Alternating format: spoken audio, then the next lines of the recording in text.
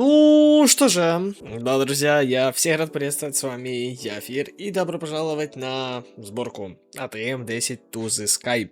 И что же, давайте начнем, не буду долго тянуть, одиночная игра, сейчас создаем мир, и начинаем. И так, мы, друзья, здесь. Сборка ATM10 to the Sky. Что же, введу в краткий курс дела. Данная сборка представляет собой довольно много модов, которые созданы для того, чтобы их пройти на так называемой карте Skyblock. Что такое Skyblock? Это маленький остров в воздухе, в котором вы развиваетесь потихоньку, восстанавливая всю планету, можно сказать, да, выстраиваете планету буквально с нуля. Но здесь данная возможность у нас еще есть благодаря модам. Собственно, давайте что? Давайте зайдем, скорее всего, в квесты, я так предполагаю, потому что, скорее всего, то, что, ну да, понятное дело, ого, много соцсетей. Давайте начнем с ATM10. Это сборка, которая позволяет изучать моды в своем темпе. Ага, да, это, конечно, хорошо. В этой сборке квесты не обязательны, никакие моды не закрыты прогрессом в квестах. Множество квестовых линий вне основной ветки служат гайдом к модам, ну и создание команды, соответственно, да.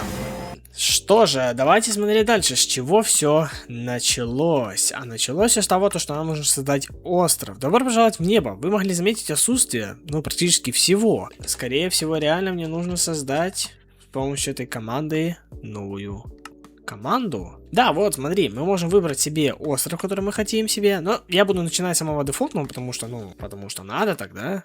И давайте создать. Так, здравствуйте и всем привет. Что же, давайте смотреть, с чего все началось. Началось все с травы, с дерева и воды. Трава. Все миры Skyblock появляются с предметами первой необходимости. Трава и дерево. Дерево нам понадобится для получения древесины и всего, что из него делается. А как насчет травы? Ну, во-первых, пассивным мобам нужна трава для появления. Во-вторых, трава распространяется на другую землю. В-третьих, мы можем щелкнуть правой кнопкой мыши по траве, удерживая Shift, чтобы получить камешки. Давай попробуем правой кнопкой понажимать, и да, смотри, и вправду можно получить очень много различных камушков. Я не знаю, конечно, сколько нам надо, но скорее всего нам нужно явно не настолько много. Но зато, смотри, уже много булыжников у нас есть. Каменный век. Даже не добыли еще дерево, но уже каменный век есть. Но также не забываем, что нам нужно добыть немножко дерева. Понятное дело, что я хочу сейчас сделать палочки, я хочу сделать сейчас верстак, само собой. Но я хочу сделать крюк. Крюк нам нужен для того, чтобы, скорее всего, с каким-то маленьким шансом получить из дерева шелкопрядом. Но, к сожалению, мне он не выпал, конечно. Ну, увы. Дальше по квестам нам нужно, ну, по крайней мере, получить, да, вот заражение наших деревьев. Из нашей новой древесины можно сделать палки, а из палок крюк. Их можно использовать для разрушения листвы, при этом из листвы будет выпадать больше саженцев и новый предмет шелкопряды. Благодаря этим шелкопрядам можно создать нить, ну а впоследствии мы сможем это все использовать для сита, но это пока рано, подожди, это пока еще рано. Дубовая бочка сильно отличается от бочки из Майнкрафта. На самом деле она понадобится нам для множества различных предметов и блоков. Мы можем использовать ее для смешивания предметов с жидкостями, поместив жидкость внутрь и бросив в нее предмет. Или даже для смешивания жидкости, поместив обе в бочку. Кстати, для смешивания с лавой следует использовать каменную бочку. Деревянные сгорят. Да, понятное дело, это всем на руку известно. Давайте мы сейчас сделаем эту бочку. Вот. Достижение. Создание земли. Я солгал. Бочки умеют не только смешивать жидкости, они также компостируют. Бросьте немного сельскохозяйственных культур мха или листвы в дубовую бочку, и она превратится в землю. Это единственный способ получить больше земли на ранней стадии игры. Спасибо за большое количество земли. Далее у нас достаточно много квестов, кстати, нужно забрать на самом деле. Далее у нас по квесту... Что? У нас по квесту далее молоты идут. Ну, скорее всего, да, потому что другого варианта, как добывать сейчас на булыжники и прочие инструменты, у нас, к сожалению, нету. Сделаем сейчас вот здесь молоток вот такой красивенький. Для того, чтобы сейчас расположить весь этот булыжник, это нужно для того, чтобы весь этот булыжник переработать в гравий. Квест завершен. Также впоследствии в песок, в пыль. Так как у нас сейчас есть шелкопряд, можно сейчас быстренько вырастить дерево, посадить немножко шелкопряда. Вот, видишь, потихонечку пошел прогресс. Он сейчас распространится по всем листьям, и мы получим возможность получить нитки. Вот, да, потихонечку, видишь, потихонечку идет процесс. Вот, потихоньку, по чуть-чуть. Но мы можем сейчас быстренько сделать вот эти вот все варианты дробленых вещей. Вот условно диорит, дипслейт и блэкстоуна. Да, пожалуйста, вот как вы можете заметить, у нас уже полностью дерево обработалось. Сейчас нам нужно желательно сделать еще один крюк, потому что, скорее всего, нам не хватит вот этого крюка. И им же сразу же булькнуть. Вот, пожалуйста, по этой листве. Мы получаем очень много ниток. И, кстати, с каким-то маленьким шансом также с него выпадает шелкопряд. Это тоже имейте в виду. Тоже, я вам предлагаю сразу же сделать кровать для того, чтобы пропустить нашу первую ночь. Для того, чтобы поспать, по крайней мере, да? И с добрым утром. Что же, пойдем далее. Далее нам нужно создать сито. Сито — это то, как вы будете получать большую часть ресурсов. Блоки для ее обработки поначалу песок, пыль и гравий. Да, получается, гравий у нас есть, но самое главное сейчас это гравий. И вуаля. Центра, конечно, к сожалению, у нас здесь нету, но ничего страшного. Далее нам нужно создать вот такую вот сетку. Сетка у нас, к сожалению, получится всего лишь на 8 штук, но ничего страшного, нам и этого количества тоже вполне хватит. И смотри, вот как вы можете заметить, прогресс пошел, и мы получаем первые ресурсы: железо, никель, медь, осмий, серебро и алюминий. Мы сразу же можем обработать данные вот кусочки железа в железную руду. Ну и давайте добудем свое первое железо. Вуаля! Рудное железо. Давайте мы сейчас сделаем, пока что, я думаю, одной печки нам будет вполне достаточно. Поставим куда-то вот сюда. И теперь спокойно мы можем смотреть, что сделать. Мы можем спокойно, по сути своей, переплавить это железо и получить обычное железо. Смотрите, простое удвоение руды. Смотри, помещать внутрь руду и прыгаем сверху, пока не выпадет несколько сырой руды. Пресс и медный молот. Но понятное дело, то, что для него сейчас нужны несколько ресурсов, потому что у меня, к сожалению, такого прям большого изобилия ресурсов нету, поэтому... Воу, вот это у нас тут, конечно, ресурсов. Поэтому первое время нам нужно будет сейчас, ну, пока довольствоваться таким результатом. У нас уже есть в целом 3 железные руды, то есть нам в теории надо просто смотреть, что делать. Нам нужно в теории просто прыгать по данному прессу и получать руду. Но также для этого нам понадобится железо. Целых 10 штук. А у нас всего лишь 4. И, кстати, смотри, у нас же есть немножко кремниевых вот этих вот кусочков. Благодаря им мы можем улучшить, если не ошибаюсь, мы можем, да, вот смотри, сетку можем улучшить. Я что-то этого раньше не сделал. И давай мы сразу сейчас сделаем, вот, смотри, мы можем сделать сейчас 6 вот таких вот крутых, я бы сказал, сеток. Нам нужно очень много булыжника, правильно? Правильно. Для того, чтобы нам получить много булыжника, нам нужно, скорее всего, сейчас взять где-то вот условно булыжник. Ну, по крайней мере, вот, видишь, нам нужно его вот так вот сейчас подобывать. Вот, да, и забить абсолютно весь инвентарь им. Смотри, у нас также получается очень много кремния. То есть, в теории мы сейчас можем еще улучшить очень много этих вот ниток, чтобы быстрее гораздо обрабатывать весь гравий. И сколько у нас? 15 получилось. Блин, этого все равно маловато на самом деле. Нам еще нужно 3. Мы получили... О, кстати. О, железо. Мы получили 2 железные печки. Это прям очень хорошо на самом деле. Немножко ящиков, немножко основного улучшения и немножко угля. Значит, что? Давай сейчас тогда будем фармить очень и очень много камня. Для того, чтобы получить очень много камня. Ну и что же, немножечко у нас получилось ресурсов. Не знаю, хватит ли мне этого, конечно, или нет. Но 30 железа. Ну да, нам этого явно хватит. Но я все тратить не буду. Нам нужно вот этот вот медный блок. То есть нам в любом случае медь нужно будет жарить. Ну ладно, а вот для вот этого пресса вопрос, что надо? Сколько у меня уже железа есть? То есть мне в теории сейчас 3 железа еще нужно закинуть. Окей. Ну вот, кстати, смотри. Мы можем медь получить. А теперь нам явно этого хватает. Позавершав всякие квесты, мы получаем очень много различных ресурсов. Кстати, на самом деле, реально очень много всяких. И смотри, у нас сейчас в теории все есть для того, чтобы создать это все. То есть нам нужно буквально 4 палки, 2 доски. И все, у нас, по сути своей, готов пресс. Теперь, по сути, мы дожидаемся сейчас буквально немножко меди. Медный молот. Смотри, мне интересно, что вот это такое, пресс. Я не знаю, что он делает. Есть ли в нем какой-то вообще смысл? Можно попробовать сюда условно руду какую-то сейчас положить. Вот условно есть руда медная. И с этой меди мы можем сделать вот... Ой-ой-ой-ой-ой. Буквально с одной меди мы столько получили. Да, то есть теория у нас вот 20 меди есть. Блин, а мне там говорили по поводу пресса, вот. Подаем сигнал Редстоуну, чтобы положить следующую руду. Ну то есть в теории можно использовать даже тот же самый рычаг, если я правильно понимаю. Ну давай попробуем. Сейчас мы вот так вот прыгаем, прыгаем, прыгаем. потом подаем сигнал редстоуна, да, и все работает. Блин, это очень охрененная механика на самом деле. И вот, смотри, у нас куча теперь ресурсов есть. Окей, что у нас, кстати, далее? Железная печка. Железная печка у меня такая есть, вот. Далее у нас получается что? И вода из листвы. Тигли здесь только по одной причине, не бесплатная вода. Вы можете ждать дождя, чтобы бесплатно наполнить бочки, или просто бросить листву в тигель и подождать. Поверьте мне, тигель намного быстрее. Окей, значит давай попробуем сделать данный тигель. Сейчас мы просто закидываем сюда листву, и вот, как можете заметить, потихонечку, помаленечку у нас наполняется вода. Окей, далее у нас идет путь насчет лавы. Вот это самое интересное, ведь нам нужна глина. Для того, чтобы получить нам глину, нам нужно наполнить водой бочку и положить в нее пыль. А пыль это у нас вот она. То есть для начала нужно гравий получить, после этого получить песок, после этого уже пыль. Вот, очень много пыли. Мы в целом можем потратить сейчас небольшое количество на то, чтобы получить очень много костной муки, потому что нам действительно сейчас очень много костной муки надо будет. Но это довольно много разных других ресурсов будет выпадать сейчас на самом деле. Смотри, у нас 24 костной муки. В целом нам уже этого количества хватит для того, чтобы получить очень много глины фарфоровой. Ну а для того, чтобы нам получить ее, нужно сделать вот так. Просто монотонно наполнять пыль водой.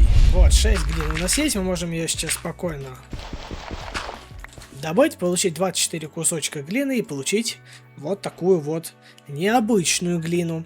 И теперь с помощью этой необычной глины мы можем получить 3 вот таких вот непонятных каких-то прикольных предметов. И их нужно будет сейчас немножко оплавить для того, чтобы получить фарфоровую версию. И смотрите, мы получаем вот такой вот интересный предмет. Тигель. Чтобы нам его использовать полную катушку, нам сейчас нужно желательно создать костры. Ты спросишь, зачем нам это надо? Я сейчас тебе покажу. Смотри. Для того, чтобы спокойно можно было использовать наши тигли, нам нужно подать источник жара. То есть, условно, костер. На него мы ставим наш тигель. И теперь вот сюда нам нужно положить очень много камня. А камень у нас, как можете заметить, есть. Ну, по сути, если не ошибаюсь, вроде любой даже можно сюда положить камень, даже условно то же самое андезит. Да, вот видишь, даже условно любой камень сюда можно положить. Но будьте аккуратны. Очень горячая эта штучка.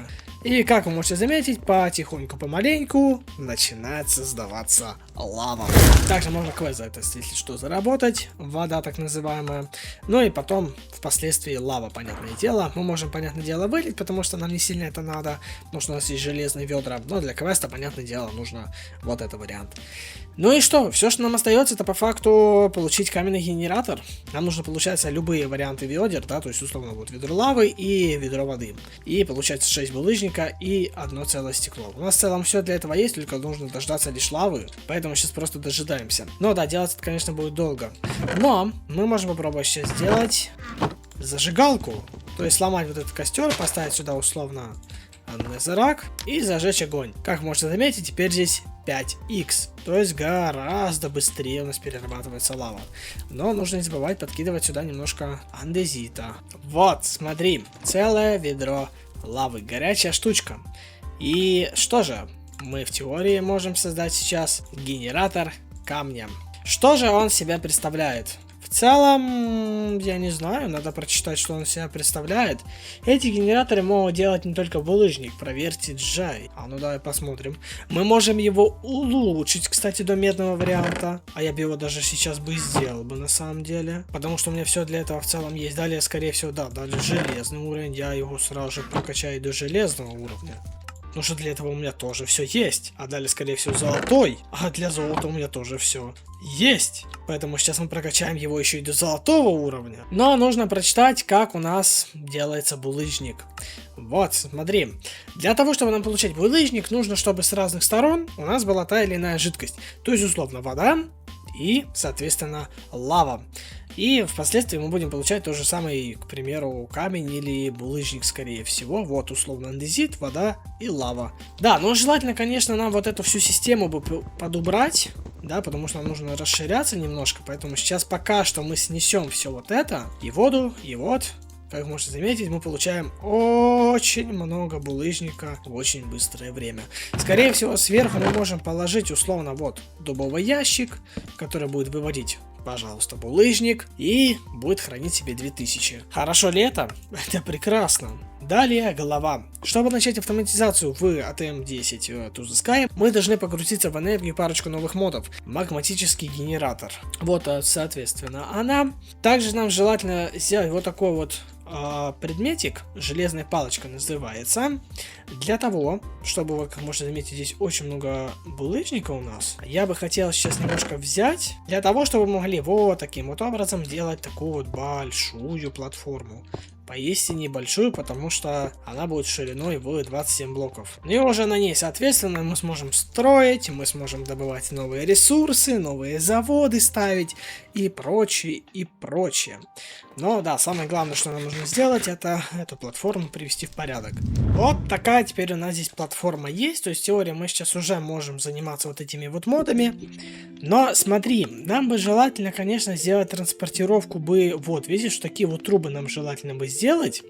Для того, чтобы их нам сделать, нам надо скорее всего, ну или можно просто написать мод pipes, вот, мод, который нам позволяет сделать предметные трубы, жидкостные трубы, ну и прочее, естественно.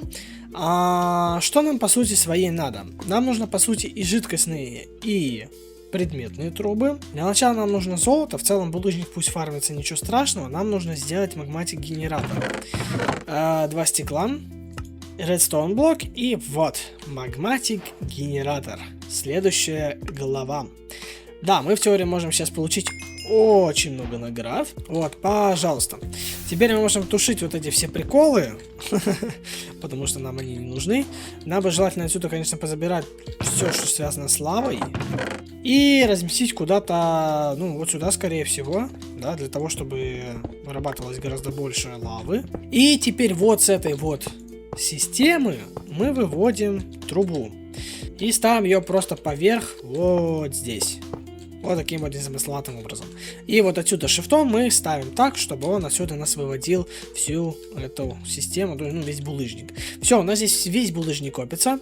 Нам буквально все, что осталось, это лишь зажечь незерак. Все, видишь, у нас пошла переработка лавы. Теперь нам бы желательно, ну, в целом без разницы, мы можем и так спокойно уже поставить данный вот генератор, условно, куда-то вот сюда. Нам просто нужно будет сейчас провести жидкостную трубу. Вот так. В этот вот генератор. И вот, как можно заметить, он уже начал работать и начал уже вырабатывать, как можно заметить, энергию. В нем буфер 500 тысяч, поэтому переживать не стоит. Мы сможем переводить отсюда и энергию, все, что хочешь. Вот, поэтому вот так. Все, у нас здесь булыжничек копится, лава копится, здесь все забито. Не, нам бы желательно еще резервуары сделать. Ну вот, кстати, смотри, куб у нас есть. У нас еще и куб, ребята, есть, который тоже в себе энергию хранит. Причем он полностью заряженный, кстати. Что самое интересное. Окей. Ух. И сколько же здесь ресурсов? Чувствую, очень много. Так, давай смотреть, сколько у нас ресов. Довольно много. Особенно железа. Мы можем его весь переделать. Но, кстати, блин, у нас ни одного алмаза не выпало. Серьезно? Но мы можем в любом случае удвоить это количество. Просто еще вот этим вот прыгать с прессом. Да, мы будем получать больше, конечно, руды. Но, блин, это будет так долго. О, я устал, честно говоря. Но зато у нас теперь очень много железа. Но да, нам во всяком случае, благодаря этому способу, будет больше гораздо железа. Гораздо больше. Но просто, блин, все это время вот так вот долго вот это вот дробить. Прыгать, я бы сказал даже. Это будет очень сильно кошмарить на самом деле. Скорее всего, с помощью литья мы это можем сделать. Но нам во всяком случае нужны доски. Нам во всяком случае нужно это дерево. Вот это вот. Оно падает с блоком Х. Вот если условно вот на... ну смотри. Оно падает с железной только. А мох можно получить с помощью чего? С помощью семян земли. С помощью вот этого вот прикола. С помощью вот этих вот ботанипотов. Кстати, а давай попробуем его сделать. Вот, условно, для одного нам надо 1, 2, 3, 4, 5 плюс здесь. То есть нам в теории надо сейчас вот 5 отправить просто так на обработку. и 1 на исключительно кирпичи. Ну, в теории нам бы желательно, конечно, побольше такого взять. То есть нам в теории на 1 крафт нужно 6 глины. Теперь мы кладем сюда блок мха. И нам нужно в него положить землю. И в теории у нас оно начнет сейчас расти. Но либо сюда нужно будет мотыгу сейчас еще также вкинуть. Но у меня это не проблема, я могу такое сделать. Также можно бамбук посадить. Это так, чтобы было. И может оно уже не начало. А вот, смотри, видишь, потихонечку растет вот. Потихоньку, помаленьку оно растет. В теории мы еще один такой же самый можем сделать. Но только для начала нам нужно немножко дождаться, пока оно вырастет. Вот, видишь, один буквально блок мха. Буквально один. Только, кстати, он неправильной стороной, конечно, не меня сейчас смотрит. Нужно вот так, чтобы он смотрел на меня. Вот. Один блок мха. И земля. У меня, правда, вопрос, нужна ли ему мотыга? Не знаю, ну вот он типа растет, как бы, да? Но я не знаю, нужна ли мотыга. Вот я могу отсюда вот условно убрать. Вот посмотрим сейчас, будет ли оно работать. Если ему не нужна мотыга, в целом пофиг. Оно? Да, ему мотыга не нужна. То есть в целом мы можем оставить его вот так. Просто сейчас взять еще одну трубу. Для того, чтобы вот отсюда нам выводить вот сюда ресурсы. И в целом... у нас, ну, как бы автоферма вот этого вот всего уже запущена. Мха. Нам в теории все, что останется, это сейчас просто ждать, чтобы впоследствии их продробить, да? Но для начала нам нужно будет сделать железные эти самые сетки, для того, чтобы их попробовать, да, использовать для добычи того саженца. Не, ну... мы можем создать вот эту вот, кстати, еще штуку. Вот, смотри, флюкс-хаммер есть, флюкс-компактор есть. Так, а что я их не сделаю? Подожди. Они же делаются очень легко. Реально прям, очень легко они делаются. Че их не сделаю сейчас-то уже? И у нас уже готов вот этот вот флюксовый сеяльщик, так скажем. Вот квест завершен, флаксовое сито. Ну и давай посмотрим, как оно работает вообще. Вот условно ставлю его вот сюда. Энергия, естественно, он сейчас заполняется. Мы в теории сюда можем положить... Вот сюда мы можем положить ту же самую, кстати, железную сетку. Только вопрос. Вот, отсутствует инвентарь для выхода. То есть в теории нам нужно сейчас сделать сундучок. Какой-то очень крутой. Вот тебе, пожалуйста, золотой сундук. Ставим его вот сюда. Вот. Миссинг инвентарь. Куда тебе вопрос это все надо пихать? Вот, а видишь, пошел прогресс, идет. Ага, не хочет. Может ему, кстати, надо вот эта штука, айтем буфер. Сейчас сделаю. А вот, пожалуйста, давай мы его поставим куда-то условно, ну давай сюда. Миссинг инвентарь. Айтем буфер. Что ты делаешь? А, вот, смотри. Во, пошел процесс. Теперь в теории мы можем просто сделать так, что оно отсюда будет выводить это все. Вот, все. Работает отлично. Может повезет и выбьем саженец вот этого минрила с 2% шансом. Я, конечно, это сильно сомневаюсь, но буду очень рад. Пока что у нас такая вот система в целом выглядит неплохо. Но нам же нужно разбираться также с остальными ресурсами, да, у нас остальных ресурсов их довольно много. Но я бы хотел немножечко, знаете как? Во-первых, я бы хотел сделать новые сундуки. Это самое главное, потому что я очень сильно устал от того, что у меня... ну, нету места буквально. Я бы хотел сейчас это исправить. В целом исправляется это довольно легко. Мне буквально нужно сейчас 2 рычага сделать. Сделать вот так. Пожалуйста, получается у нас 2 сундука. Обложить это все железом. У нас получается железный сундук. Можно, конечно, будет еще сделать золотой. В целом мы можем даже сделать это сейчас, потому что золото у нас в целом есть. И также я хотел бы, знаете, что сделать? Я бы хотел разобраться с ресурсами. Дело в том, что у нас в целом есть возможность уже сделать, ну, я бы сказал, очень хорошее хранилище, да, для руды. Поэтому я хотел бы сделать какую-то автоферму руды, наверное. Я не знаю, как это правильно сказать. И еще есть удача у нас. Удача у нас выпала с, я так понимаю, лучеста. Сейчас, смотрите, я хотел еще глянуть, как делаются семена вот эти вот из мода Mystical Agriculture. Допустим, семена камня. Делается в целом довольно просто. Нам нужна лишь инфериевая эссенция. Что это у нас такое? Скорее всего, в квестах объясняется, что это такое в Mystical Agriculture, да, специально отведенный на это этот мод. Вот, Mystical Agriculture. Осколки процветания. Сможем ли мы наконец защитить процветание? Осколки процветания — основной ингредиент для крафта в этом моде. Их можно получить, просеивая песок, душ через железное сито и выше. Хорошо. Железное сито, да? Большинство ресурсов семян были удалены, чтобы уступить место флаксовым ситам и моду Georis с уровнями ускорителей роста Exdiorum. Как получать песок в эту же очередь? Скорее всего, с помощью... Ну да, с помощью крейта, логично. Теперь, значит, что я хочу сделать? Я хочу сделать автодобычу, можно сказать, ресурсов, да? Я хочу, получается, сделать переработку автоматическую. А, нет, мы не сделаем. Я же... Да, хаммер. Нужно очень много гравия. Для того, чтобы получить флюксовый хаммер, нужно очень много алмазов. И все. Очень много ресурсов. Очень много ресурсов. Сколько алмазов? 14 алмазов. Очень хорошо, но места нету. Смотри, у меня сейчас накопилось очень много железа. Это очень хорошо. Но пока что я его не сильно хочу использовать, потому что, ну, по факту что? По факту у меня не настолько хорошие кирки, да? То есть теория, вот, у меня 64 железа. Мы по сути своей можем сейчас сделать алмазную кирку. Для того я хочу сделать сейчас наковальню, закинуть на эту кирку удачу, и в теории мы будем получать уже довольно много железа даже без пресса. Ну, не только железо и остальные руды. Теперь мы можем уже в теории начать делать вот эту вот систему по автопереработке. Но сейчас давай все-таки дождемся железа. В целом мы уже можем начать крафтить потихоньку, помаленьку. Я бы еще хотел вот эту штуку сделать, потому что она тоже очень полезная на самом деле. Для нее в целом не так уж и много ресурсов надо. Вот. Просто теперь эта штука будет, вот видишь, она хранит время.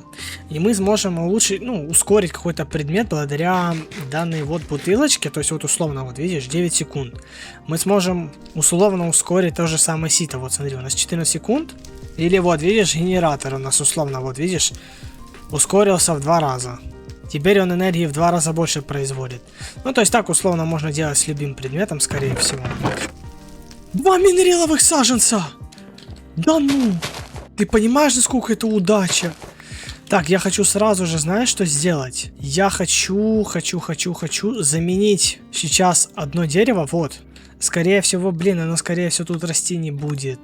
Да, оно скорее всего тут расти не будет. Ну ладно, пусть тогда растет. Вот, смотри, вырос у нас прикольчик. Окей, пусть тогда стоит, пусть тогда валяется, ничего страшного.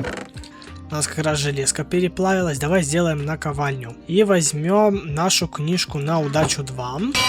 И давай, смотри. У нас сейчас вот 7 железной руды. Сколько из этих 7 железных руды мы получим железа? 8 штук.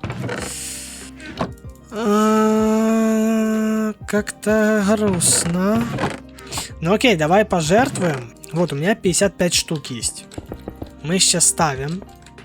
Попробуем сломать киркой. Сколько мы получим железа? 1,5 почти стака. В целом неплохо.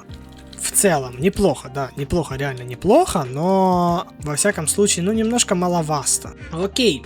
Что насчет вот этого вот хаммера? Что мне надо? Ну железо, кстати, как раз таки. А у меня оно как раз плавится. Окей, пусть оно тогда плавится. Так, 2 есть. И также сейчас нужен один сундучок сделать. И воронку. Все, флюкс хаммер. Держи. Теперь в теории мы можем поставить его куда-то условно вот сюда. Да, вот видишь, энергия, он запитался, это хорошо. И даже он даже не использует, кстати, этот самый, он даже не использует. То есть он уже сразу же может спокойно начать работать. Да, ему нужно тоже сделать вот этот вот item буфер. Но он делается в целом довольно легко. А вот он, собственно, уже в руках. То есть, да, в теории мы можем его поставить также вот сюда. Давайте все-таки проверим, как оно работает. Условно, я закину сейчас стак камня, да? Вот, закидываю стак камня. Вот сейчас пошел прогресс. И он начинает работать. Да, смотри, он начинает работать. И вот, пожалуйста, гравий у нас теперь есть. Но нам бы желательно еще сделать улучшения. Вот эти вот. Они делаются в целом довольно легко. Очень даже, я бы сказал. Но нужна березовая керамика. Для березовой керамики нужен бирюзовый краситель. Это зеленый и синий. Зеленый это у нас кактус. Синий это лазурит. А кактус как получить? Можно попробовать глянуть. Ну синий и зеленый. Синий и желтый. А, тогда это вообще халява. У нас лазерей-то очень много. А желтый, ха-ха-ха, стопе. А желтый краситель. Серая костная мука. Или подсолнух. Или одуванчик. А, ну вот, у меня подсолнух есть. То есть теория, блин, надо бы желательно тогда один подсолнух посадить бы на самом деле. Да, тогда надо желательно один подсолнух посадить. В целом мы уже можем садить спокойно подсолнухи. Потому что у нас уже в целом есть минериловый саженец. Можем делать вот зеленый краситель и вот бирюзовый. Можно его сделать штучек, ну давай 20. Есть, теперь в теории надо разобраться с керамикой. Ну терракота это глина просто по сути своей. Вот 16 штук у нас есть на плавь. У нас уже и железка подкатила к нам. И что там еще надо? Куча стекла и золото. Да, давай 4 штуки. Максимум 3, я так понял, можно закинуть, да? Да. На тогда сразу 3. Ну да, у нас сейчас побыстрее это все делать. Но можно сразу же попробовать прокачать его. У меня алмазы в целом есть, ну как раз вот ровно 6. А я попробуем прокачать. Насколько он быстрее станет? 80 тиков теперь всего лишь надо к 100. Но это быстрее. Это гораздо быстрее. Упор пошел в терракоту. То есть в теории я еще... Я испуг... Фу. Иди ты на... Фу. У меня чуть сердце не стало, блин. Чё ты хоть продаешь? Ну, желтый краситель продает зато, кстати. Тот, который мне надо. Это жесть. Ладно, давай делать еще улучшение. Мне на одно хватает. Чего мне не хватает? Стекла мне не хватает. Блин, мне по теории еще бы одну штучку бы сделать на самом деле. А, ну мы можем сейчас закинуть это же гравий в теории. На, дробись. Он сразу же по 16 долбит. О, так это вообще крутотень. Вон тебе, пожалуйста, сразу же. Во, стак готов. Все, в теории. Ага. Окей. Значит, по сути своей мне даже... Блин, а мне интересно стало в эту секунду. Вот условно я в сито закинул. Он сейчас в теории, да, он сейчас... Вот, видишь, максимум предметов может 8 производить. То есть он сейчас будет тратить по 8 предметов на... Псита. Блин, а давай, знаешь, как мы сейчас сделаем? Мы сейчас сделаем немножко ферму. Вот благодаря вот этому краситу. Смотри, у нас в теории, ну, надо, конечно, много сейчас взять проводов. Мы в теории, смотри, что можем сделать. Давай сейчас возьмем кучу предметных труб. И смотри, вот у нас камень будет переходить в вот эту систему, да? Вот, видишь, он сразу сюда закидывается. После этого он переходит, по сути, в сундук. Мы в теории сейчас можем взять один дровер, вот этот вот такой же самый, у меня он где-то должен быть, и условно поставить вот прям возле сита и закинуть сюда один гравий. Теперь отсюда мы выводим этот гравий, вот видишь, гравий уходит, и в теории подводим к ситу. Вот так. Делая вот так. Да, смотри. Все пошло, и вот, видишь, все пошел. Вот, пожалуйста. Все, по сути своей, все готово. Теперь мы в теории можем вот эти все ресурсы отсюда убирать. И все.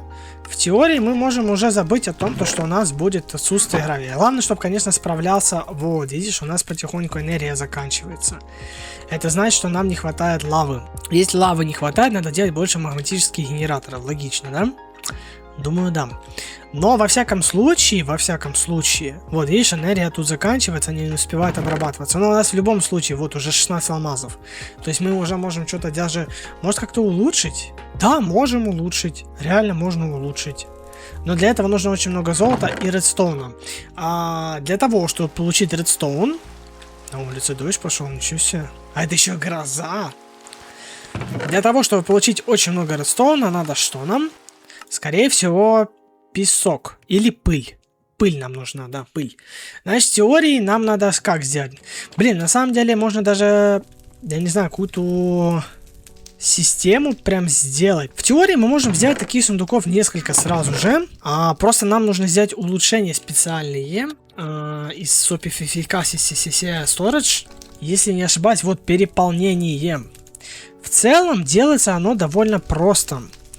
Но нам надо улучшение так называемое переполнение. Вот оно как раз. Ну вот золотое, наверное, да, можем попробовать сделать. Золото у нас в целом фармится уже. Вот, смотри. Теперь у нас здесь может храниться 512 того или иного предмета. Вот видишь, куча у меня теперь хранится здесь. Отлично. В целом у нас всего хватает, кроме энергии. Хотя, ну, в любом случае нам всего хватает. Мы можем даже сейчас по факту улучшить вот это вот улучшение, чтобы еще больше получать ресурсов. Вот смотри, на алмазный уровень. Теперь он будет сразу же по 32 дробить. Насчет редстоуна. Насчет редстоуна. А зачем он мне нужен был вопрос? Я уже и забыл на самом деле. Вроде бы улучшить вот это, да, улучшить магматический генератор. Смотри, давай думать. Для того, чтобы создать нам еще такой один флюксовый хаммер, нам нужно просто много железа и алмаза. В целом у меня это уже все есть. Еще один флюксовый хаммер, который у нас будет переделывать, получается, гравий в песок. А для того, чтобы получать редстоун, нам нужна пыль, да? Только пыль. Только пыль. Значит, нам в теории еще один надо. Нам надо еще один такой флюксовый хаммер. Не, в целом ресурсы позволяют. Вот, смотри. Теперь что мы делаем? Гравий у нас в теории будет переходить условно вот в первый и во второй. Но только перед этим нужно будет поставить еще два вот этих вот буфера. Вот этих вот. Ставим мы их условно куда-то. Ну, можно уже даже вместо сита, мне кажется, ставить. Вот условно раз и два. Вот, ставим буфер. Теперь, в теории, мы, получается, выводим вот этот гравий. Этот вот. У нас здесь получается песок. И этот песок мы перетягиваем вот сюда. Вот так вот делаем. Все, песок здесь появляется. Он сейчас у нас переделывается в пыль. Мы отсюда его сейчас выводим в наш, получается, ну вот это все хранилище выходит. Вот, она сейчас должна уходить сюда. Вот, видишь, пыль появляется. На пыль. Да, нам по сути надо просто ждать редстоун. Мы можем создать еще один генератор. Ну, давай сюда. И дай мне, пожалуйста, вот жидкостные трубы. Чикс. Во, лава пошла. Теперь мы отсюда просто отсоединяем энергию. И все. Энергия сейчас тоже отсюда пойдет на выход, получается. Ну да, она в минус уходит в любом случае. Но теперь энергии должно стать, ну, чуть-чуть побольше, по крайней мере. Вот, даже вот еще на один уже хватает, кстати. Вот. Сейчас мы, смотри, как делаем. Икс. Во, еще больше энергии стало. Но у нас лава вся закончилась, видишь? То есть у нас скоро начнет и лава уменьшаться, потому что не хватает у нас, скорее всего, ну не будет хватать уже лавы. Но если она идет в плюс, а она в целом идет в плюс. Да, она в целом идет в плюс. То тогда нормально. Тогда в целом у нас, ну вот как раз впритык, я так понимаю, вот этого сейчас количества вот здесь тиглей, вот как раз впритык на 3 генератора хватает. Зато энергии сейчас, ой-ой-ой-ой-ой, сколько поперло. О, теперь лавы гораздо больше. Теперь теория насчет магмы. Тических генераторов можно не переживать. Давай еще подускорим сейчас. Вот, все, энергии у нас в теории сейчас будет тут очень много. И нас тем самым будет сейчас фармиться очень много редстоуна. Сколько это мы уже? Еще 5 можем сделать. То есть еще 5 редстоуна, и мы сможем сделать прям очень крутой тигель. Во, смотри, уже хватает. Делаем сейчас вот эту вот пластину. Потом делаем вот этот вот крутой же генератор. Делаем, по сути, вот так, потому что у нас один лишний получился. Все, теперь отсюда можно выводить спокойно энергию. И в теории, да, вот видишь, у нас теперь энергии гораздо больше производится, прям гораздо больше. Но лава улетает моментально, я бы сказал. Но это может быть связано с тем, нам, скорее всего, от вот этого надо избавляться. Ну, скорее всего, да, лавы перестало хватать. Но зато у нас энергия в плюс ушла. Все, у нас энергия в плюсе, но мы сейчас ее еще сильнее ускорим. Ну, я бы не сказал, это, конечно, ускорим, но прокачаем выход, по крайней мере, энергии. Вот, энергия теперь стала... ну у нас энергия в любом случае в плюсе. Просто нужно теперь на выход вот сюда поставить энергию еще. Ну хотя нет, смотри, мы можем, по сути, вот это тут прокачать. Вот, до вот этого уровня, потом Не, тут уже дорого будет, извините. Вот, смотри, видишь, быстро очень энергия ушла, но в теории сейчас все здесь забилось. Здесь у нас потихонечку все делается. Гравий у нас здесь не копится, потому что нам его буквально не хватает. Но в любом случае больше энергии теперь у нас здесь есть. То есть теория у нас еще больше будет сейчас редстоуна уже. Да, вот видишь, гораздо больше. И мы в теории сейчас можем улучшить даже до алмазного уровня выход энергии, но лавы не хватает. Поэтому смысла по сути своей так такового нету, надо больше лавы производить. Но у меня в теории еще 2 тигеля есть, конечно, можно их вот сюда втыкнуть. Здесь так, с легонца побольше лавы будет производиться. Чуть-чуть больше. Ну, давай чисто по приколу сделаем алмазную броню, чисто чтобы было. Так, и у меня квестов там много повыполнялось, нужно сейчас их обязательно забрать. О, а продвинутое улучшение. Булыжника у нас в достатке, то есть в теории нам, ну, толку от него нету. Да, то есть нам надо увеличить количество производимой лавы, но это в теории просто костная мука и глина. Но в теории лавы теперь должно стать прям до хрена. Да, лава теперь прям много. То есть в теории мы сейчас можем сделать еще, ну сколько у меня уже, ну вот как раз 7 штук. 7 и 5, 35. В теории ставим еще один магматический генератор крутой, для которой энергии вполне себе хватает. Все, теперь энергии надо еще вот это сюда подкинуть, чтобы энергия быстро отсюда уходила. Смотрим. Пока, скорее всего, все сюда забивается у нас. Но в любом случае это стало гораздо быстрее. В любом случае. Нам в теории, конечно, такого количества редстоуна хватит уже на ближайшее время. То есть в теории мы можем уже другими модами начинать заниматься потихоньку. Вот с этого вот мода. Получение жидкого опыта. Ну, естественно, генераторы. На чем он работает, мне интересно, без понятия. Но тут другие генераторы открываются всем. В целом я бы, конечно, занялся бы ME-системой на самом деле. Без шуток, потому что хотелось бы сделать ME-систему для того, чтобы там хранить всю энергию. То есть в теории заряженный истинный кварц. Это песок надо дробить. Не пыль, а песок. Просто мы можем сделать для каждого, по сути своей, да, условно, предмета. То есть для гравия, песка и глины мы можем сделать сито. Потому что это будет прям огромный, так сказать, плюс к прохождению. У нас не будет проблем вообще ни с какими ресурсами. Где-то вот. О, привет. Чё у нас тут? Ой-ой-ой-ой-ой-ой-ой-ой. Подожди, но у меня стак изумрудов. У меня есть стак изумрудов, друзья. Подожди. Вот это ни хрена себе. Вот это я получил. Тут также, кстати, есть маг, оранжевый краситель. Но это все на самом деле не настолько важно. Я бы хотел больше сейчас убить лам, для того, чтобы получить вот кожу, видишь? Она, скорее всего, где-то у меня еще есть. То есть я могу в целом посмотреть, как ее сделать. Вот квесты, видишь, то есть кожа здесь есть. То есть в теории где-то вот еда и фермерство. Вот кожа. Я даже не хочу знать, как вы это получили. Ладно, окей.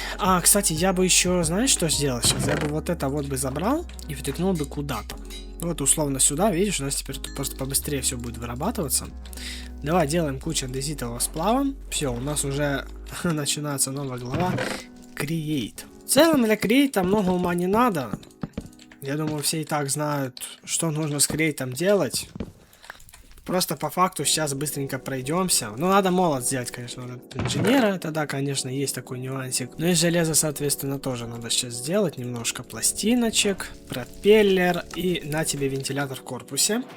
Теперь мы сейчас сделаем, получается, колесо. Можно даже самое обычное вот это вот водяное колесо на самом деле сделать. Ну, давай реализуем большое водяное. Ну, бы, собственно, и нет. И надо взять ведро. И желательно вот этих вот булыжниковых плит. И ведро. Вот, есть. Давайте мы крейт где-то расположим. Да, я думаю, вот здесь можно в целом его расположить. Нам буквально все, что надо, это лишь поставить колесо и направить просто в какую-то сторону воду. Даже условно вот сюда. Ну да, видишь, оно уже начало работать себе спокойно. Да, но только нам нужно разобраться с вот этим вот. Для того, чтобы с этим нам разобраться, нам нужно сделать шестерни. Шестерни — это просто куча досок и андезитовые корпуса. Вот, держи его тебе вертикально, вот тебе горизонтально, может сразу до квеста сейчас сделается. Да, он коробка передач. Значит, мы сейчас делаем, получается как? Мы сейчас отводим сюда одну штучку, сюда делаем вертикальную, спускаем на один раз, и сюда ставим также вертикально. Все, вентилятор есть, который еще дует в ту сторону, в которую мне надо. Это прекрасно. Вот так. Ну и все, в целом у нас готово. В целом мы сейчас можем реально запустить производство песка для того, чтобы получать много глины. Для того, чтобы нам получать много глины, нам нужно, по сути, много гравия. Для того, чтобы получать много гравия, у нас булыжника не хватает почему-то. Скорее всего, потому что выход нам не хватает. Все, теперь оно сейчас очень быстро начнет отсюда высасывать. Да, видишь, везде все начало забиваться, везде все начало, вот видишь, добавляться. Но нам бы желательно вот это вот бы прикольчик подускорить. Поэтому сейчас давай мы отсюда позабираем эти все слоты и закинем вот сюда, чтобы оно сразу по стаку перерабатывало нам. Также я бы хотел сделать флаксовую систему. Вот, пожалуйста, видишь, Flux Network. Flux. Видишь, благодаря вот этому вот крафту мы можем спокойно это сделать. Только нам надо по компрессованному обсидиану это сделать. То есть нам надо 10 обсидиана получить. Обсидиан у нас как можно получить? Можно сделать вот этот вот тигель, который вот Stone. В целом он делается довольно просто. У меня, кстати, камень даже есть, поэтому ничего страшного. Вот, готово. И теперь, по сути, нам просто надо очень много лавы. Да это такое, конечно, ну ладно. Если у нас лава в целом... у нас в целом лава в плюс выходит, поэтому не стоит волноваться. Только вопрос, я не помню, как там создавать обсидиан. Это нужно где-то посмотреть в крафтах. Вот, обсидиан. А как вы узнали, многие игроки из Skyblock, когда вода касается источника лавы, получается обсидиан. Мы можем сделать это более мирным способом, используя бочки. Может, вот прям крафту вода плюс лава. То есть в теории вода плюс лава. Реально. Все, по сути, 10 обсидиана есть. Мы сейчас переделываем его вот в сжатый вариант. После этого мы сейчас берем очень много редстоуна. Блин, ну, конечно, будет жалко сейчас столько редстоуна тратить на самом деле. Тогда пусть подождет, пока пусть подождет. Ну, хотя ладно, давай 4 стака сделаем, так уж и быть. Закидываем это сейчас вот сюда и бум. Все, куча флаксов у нас есть. Теперь, по сути, мы можем сейчас спокойно уже сделать вот флаксовый... око эндера. А это эндерняк. А эндерняк это... Вот, видишь? Это ведьминая вода и лава со светокамнем. Что получался эндерняк. Ну ладно, тогда окей, тогда пока рано. Тогда зря я сейчас переработал столько флаксов, надо было посмотреть... Ну ладно, давайте глину возьмем. Сколько тут? 144 глины. В целом нормально, кстати. Этого хватит вполне себе на... Ну, нормально так хватит улучшений. В теории сколько мы можем сделать? 6 штук. Это в теории как раз по 3, да. Это будет 2 улучшения. Вообще отлично, слушай. Мы можем в теории сюда докинуть еще один, чтобы больше производилось. Во. Вот это то, что надо. Вот это да. Это то, что надо. Только я все равно бы сейчас взял немножко бы гравия. Для того, чтобы его закинуть в вот этот вот дробитель. Ну и вот так. Вот теперь это гораздо лучше, интереснее. Только мне интересно, могу еще как-то улучшить? Нет, не могу. Реактивный я могу зачаровать на реактивный. Нам бы желательно схему всю эту вот бы переделать бы на самом деле.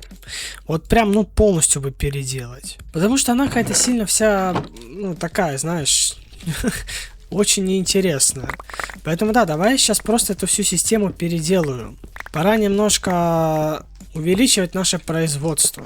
Ну и в теории все, да. В остальном все, что нам надо, это лишь просто вот, видишь, песок идет.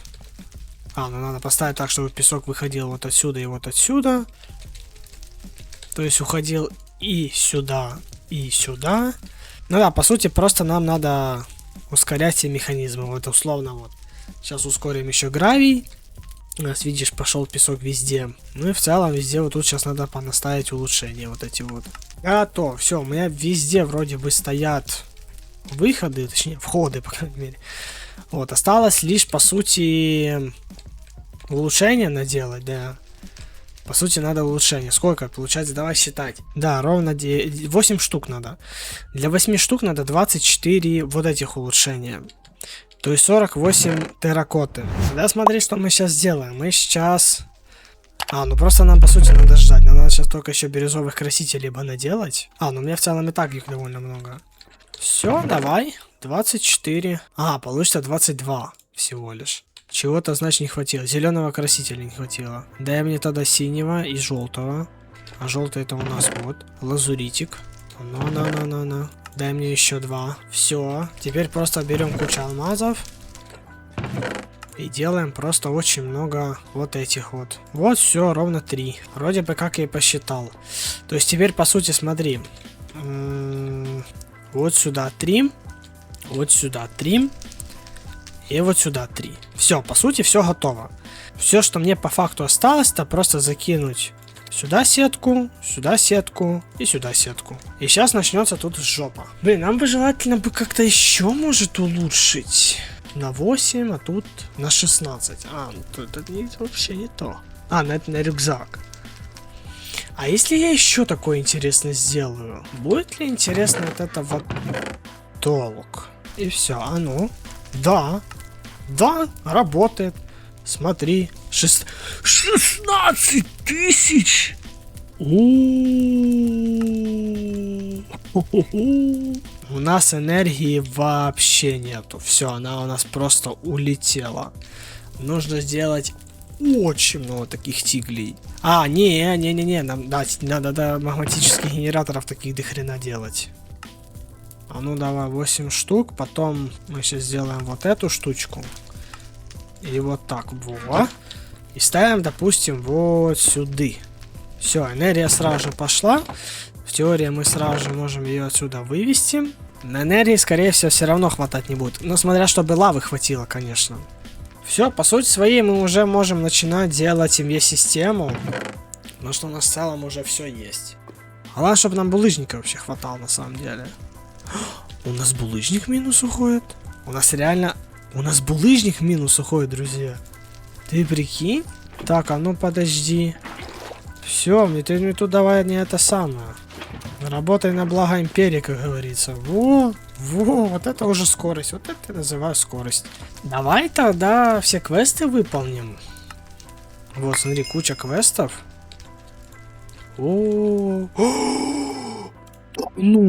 Ты серьезно? Семечка инферия? Вы же понимаете, что это значит, да? Видите, у меня голова начинает немножко пухнуть уже. То есть в теории мы можем это все выращивать, но для этого мне надо очень много вот этих вот ботов делать. Подожди, так это же... все. Мы в теории же можем реально уже начать где-то в Mystical Agriculture. Вот. Начинать заниматься. Вот осколок процветания. Это просейка песка душ. Чтобы получать, по сути, бесконечный песок душ, нам надо эссенция Незера и эссенция огня. Либо ведьминая вода плюс песок, чтобы наверняка было. То есть можно одну ведьминую воду сделать. Поставьте бочку над блоком мицелия и налейте в нее воду. Подожди, у меня же мицелиевые споры где-то есть же, да? Вот, мицелиевые споры. Просто поставить на него условно вот так. Сюда залить условно воду. И у нас он пошел прогресс. А я могу его ускорить? Все. Давай сразу несколько сделаем. 2 сразу сделаем. Теперь смотри. Для того, чтобы создать один песок душ. Далее песок душ. С помощью ведьминой воды мы можем бросать в нее песок. Да, то есть в теории можно просто вылить вот так и взять песок один. Да, вот, пожалуйста, песок душ. Теперь, для чего мне надо был? Для Mystical Agriculture нам нужно этого песка душ очень много. Для того, чтобы мы могли получать осколки процветания. Для того, чтобы его много получать, мы можем песок переделывать в песок душ. Либо буквально его создавать с помощью эссенции Незера. То есть в теории мы сейчас как сделаем? Мы сейчас заберем, вот это булыжника поломаем, поставим сюда песок душ. Потом надо его будет нам поджечь. И обработать в нем обычный песок. Далее нам надо будет сделать самое главное основа. Это я знаю, это база. Далее алтарь, да. Далее алтарь. Но перед этим давайте мы сейчас этот песок душ немножечко, так скажем, легенько вздернем. Видишь, 37 есть. Теперь, по сути, мы берем, сразу же, видишь, достижения есть. Делаем сразу же семена процветания. Получаем за это квест, и далее нам нужно создать алтарь. Все, делаем один алтарь и 8 пьедесталов. Готово. Давай мы куда-то поставим это вот сюда. И в теории все. Все, что нам нужно сделать, это еще один рычажок. И в теории реально все. Мы можем сейчас уже начинать что-то допридумывать, потому что инферия у нас в целом есть, осталось только инфериевую пашню сделать. А это просто, по сути, мотыга, земля, бум, все есть. В теории теперь мы можем создавать вот эти все семена. И нам надо создать семена Незера. Это продвиньте в эссенции. Ну, в теории, короче, да, нам надо просто сейчас выращивать, условно, очень много инферии. Все, этот весь подсолнух мы отсюда можем спокойно забрать. И в теории вон помаленьку. А могу ускорить вопрос? Могу. Отлично. Теперь, конечно, мне бы еще желательно бы сделать, знаешь что? Взять еще один дровер. Для того, чтобы сюда запихивалась эссенция. Эссенция поперла. Теперь нам надо сделать вот этот вот где-то. Вот этот вот камешек, инфериевый кристалл. Но в целом он делается довольно легко. Вот, есть. И теперь просто делаем очень много прудентиевой эссенции. Вот, 18 штук есть. Теперь в теории мы вот эту пашню можем сейчас поменять. Взяв мотыгу и пашню и поставить туда прудентиевую эссенцию уже. Ну или в теории даже сделать условно прудентиевый кристалл. И в теории еще и тебя улучшить. Теперь делаем тертевую пашню, заменяем ее. И вроде бы теперь и она быстрее растет. Или просто больше выход теперь есть. Нам бы еще, кстати, один желательно дровер сделать для эссенции. И теперь интересно, сколько будет получаться вот условно с одного. Одна штучка. Блин, это маловато на самом деле. Но в теории мы можем увеличить просто его производительность, так скажем. Потому что, ну реально, это по сути максимально легко делается. И я бы сейчас максимально бы много сделал бы вот этих вот бакентов. Сколько? Раз, два, три. По сути, еще 5. Да? А, не получится. Давай еще штучек 16 сделаем. Вот, на тебе 16 штук. Теперь мы просто их сейчас улучшим. Вот, 2 крутых магматических генератора. Ставим их сейчас вот сюда. А, ну здесь лавы, вот видишь, лавы нету. У нас лавы все плохо. Нам надо больше лавы производить. Все, я вроде бы сделал. Смотри, у нас теперь добавилось еще плюс 2 вот этих вот уровня. Так, ну сюда, правда, нужно подкинуть сейчас улучшение. Во, 8000 РФ теперь выходит отсюда. И вроде бы мы идем как бы в плюс. Значит, на чем мы остановились? На песке, да? Нам надо очень много песка. Но песок и так весь успевает делаться, поэтому мне нужно вот отсюда его успевать забирать сейчас. Ну ладно.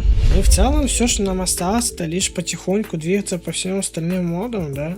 Можно и ME-систему начинать делать, кстати. Нам бы как-то незерит получить на самом деле. Вот древние обломки. Нам бы их как-то получить, а их можно только с помощью вот этого вот дробленого чернита. Чернит это у нас незер и камень. Либо просто булыжник. А, ну кстати. Либо просто булыжник. Вот, куча чернита есть. Мы сейчас его вот так и взять вот так. Реально, смотри. В теории нам нужно в любую сетку это просто закинуть. Ну, самую ближайшую, вот условно, гравий его. Вот, сейчас начнет, возможно, с каким-то шансом у нас получаться незерит. Ну да, в теории надо начинать делать типа аплайт. Но в целом это все ресурсы есть. Можно уже заниматься аплайтом. Но, что самое главное, я бы хотел улучшить немножко нашу энергию. Для того, чтобы нам это сделать, у нас есть два варианта. Либо же использовать мод механизм, либо же использовать мод повах. Вот как раз мод повах я и хочу сделать. Вот, видишь, мы можем сделать магма генератор. Но для самого начала уранит. Давай получим квестик. Спасибо. И далее вот, диэлектрическая паста. Делается она в целом легко, нам нужен уголь, глина и огненный порошок. У меня в целом это все есть, за исключением, конечно, глины. Также в этот день я хочу начать изучать Applied Energistics, начать уже делать авиасистему, потому что уже давно пора. Поэтому будем стремиться сейчас к ней. Вот, кстати, вот такая вот система у нас будет выглядеть по зарядке наших сфер. Да, то есть довольно тяжеловато это все будет, но мы справимся, я думаю. Надеюсь, по крайней мере, потому что мы сможем сделать магмагенератор, а он делается в целом довольно просто. То есть даже не надо будет что-то заряжать. Но вот, конечно, для вот улучшенного магмагенератора... даже улучшенный мы сможем сделать. Электросталь. А вот здесь уже, да, начнется, конечно, ситуация в том, что нам нужно будет электризировать те или иные предметы. Но в целом тоже не проблема. Давай делать. Зарядная сфера. По сути, нам не хватает лишь стекла. Стекло у меня, слава богу, есть. Давай сюда. Далее, энергокабели. По сути, нам нужно лишь основные конденсаторы. Ну, 16 штук, думаю, хватит. Кабелей тоже, ну, штучки 24, думаю, тоже хватит. И заряд-отвод, соответственно, тоже надо. Но у нас кварца нету, кстати, обычного. Но у нас есть кварцевые блоки. А у нас кварца нету. Блин, а это плохо на самом деле. Я вам так скажу. Это реально немножко плохо, потому что надо разбираться, чтобы у нас был кварц. Так, заряд-отвод тоже есть. Квест в целом выполнен.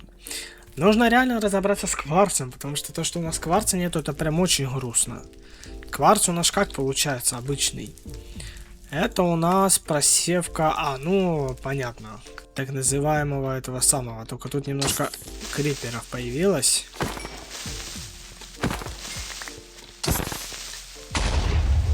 Нет! И что, насчет вот этой вот темы. Давай куда-то мы ее отведем вот в эту сторону. Нам, получается, нужно поставить здесь зарядную вот эту станцию. Поставить зарядоотвод. И все, видишь, в нем пошла энергия. Теперь, по сути своей, мы можем уже даже попробовать сделать электросталь, так называемую. Закинув сюда золото и железо. Все, получаем 2 электростали. Вообще халява, слышь? Ха! Далее, давай магмагенератор делать. Давай попробуем сделать магмагенератор вот этот вот сначала. Самый, так скажем, базовый. На, держи. Тут уже, конечно, да, электростали нам не хватает. Вот, немножко есть. Давай смотреть. Корпус и все. На, держи, новый уровень есть. Усиленный. Теперь давай посмотрим, что у нас дальше. У нас теория, вот, смотри, куча всего. Можем солнечную панель, конечно, но вот просто самая усиленная сколько? 100 всего лишь и все делает. Далее тир блейзинг, пламенный. Это у нас... 4 огненного порошка. А сколько надо для такого? И тут 5, 9 штук надо. По сути, 36 огненного порошка просто надо. Давай сделаем. Оно, конечно, будет делаться не настолько быстро уже. Но давай посмотрим, сколько вырабатывает наш вот этот вот термогенератор, интересно. Вот, лава пошла. Будет высвобождать энергию. И вот, она тебя потихоньку, помаленьку уходит. И что же, насчет ИМЕ-системы. У нас уже сколько? 230 заряженных кристаллов. Давай мы сразу же заберем все квесты, во-первых. О, куча всего. Солнечная панелька, кстати. Причем их 2 пламенные даже есть. Давай поставим, пусть они будут.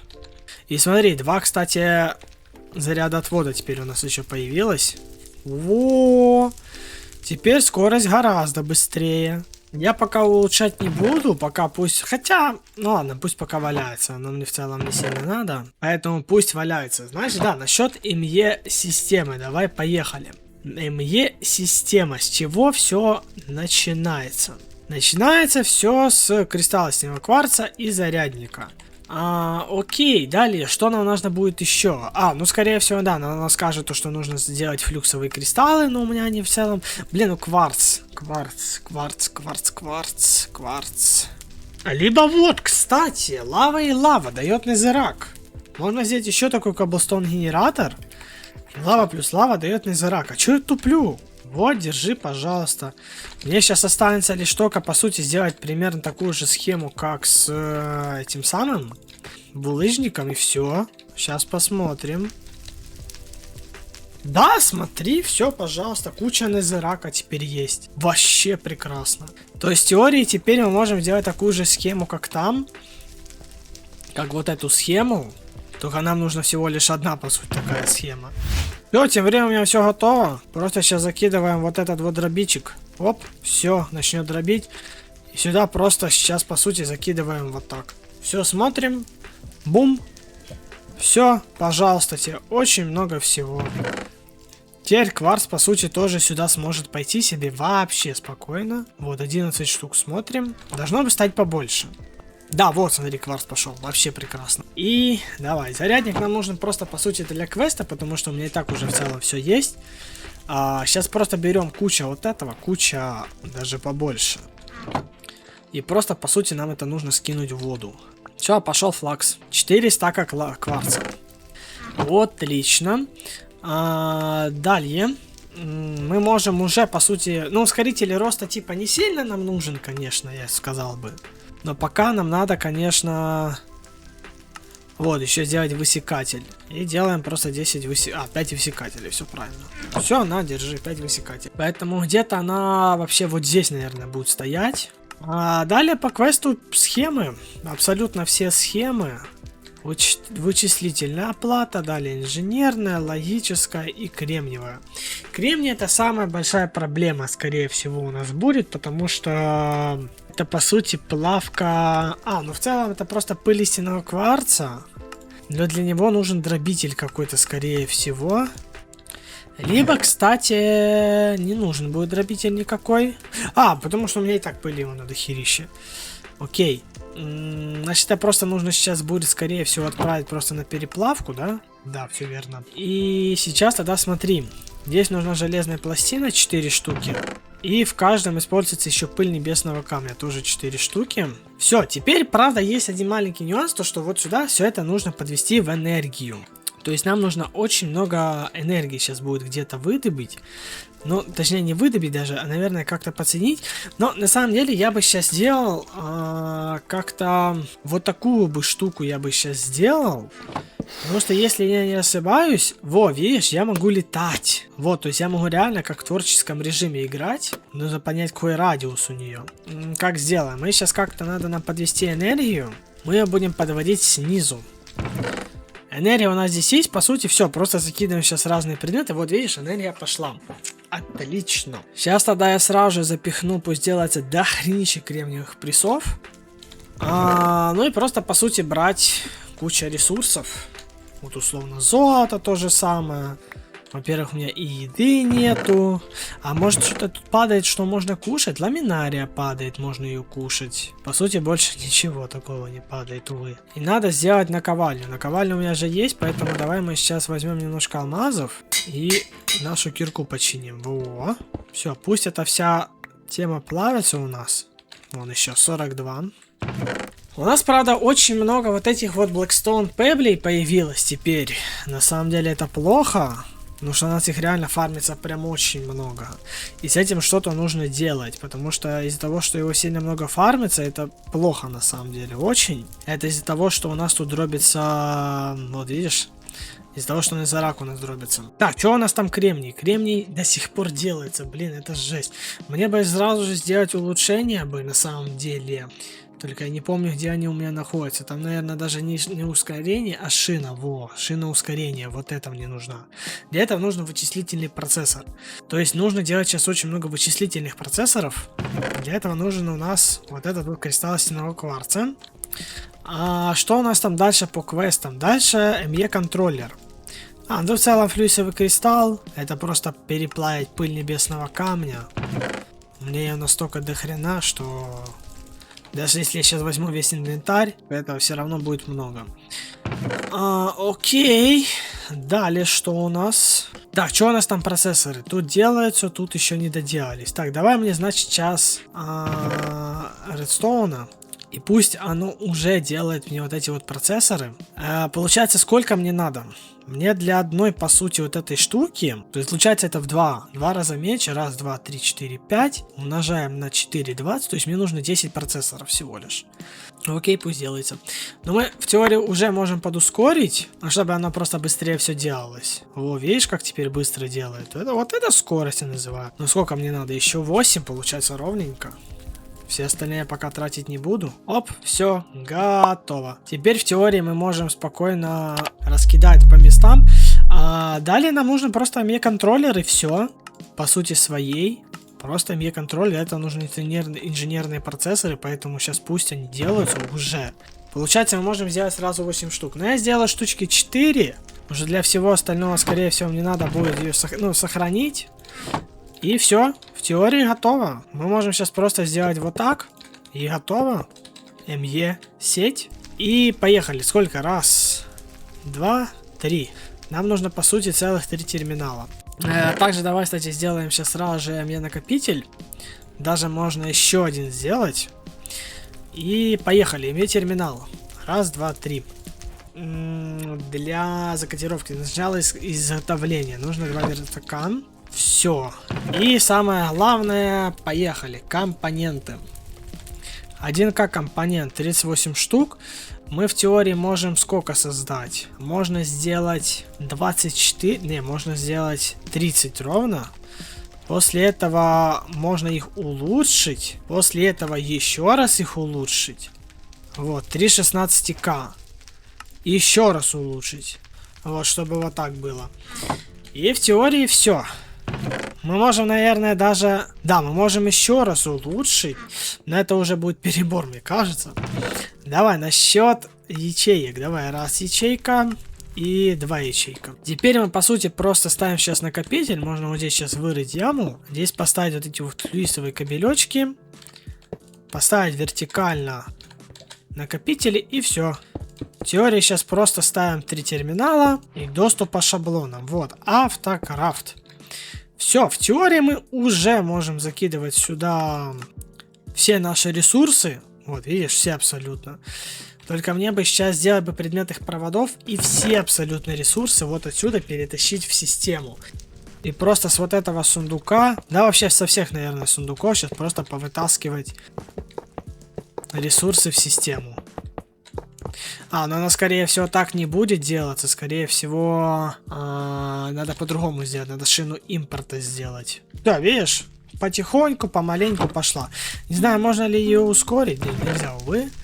Но все равно потихоньку будет отсюда это все высасывать в систему. Вот, видишь, что вот пошла, пошла система. Не знаю, конечно, насколько быстро она сейчас забьется. Не хотелось бы, чтобы она сразу же забилась, но возможно, она быстро забьется. Ну и в теории мы, по сути, уже все сделали. Нам все, что осталось, это просто поставщики. То есть взять просто реально автокрафты. Я как раз для этого запасся вот этими вот кентами. Для того, чтобы я мог сейчас спокойно сделать дофига автокрафтов. Чикс. Все. И также, наверное, давай получим кучу квестов. Бум.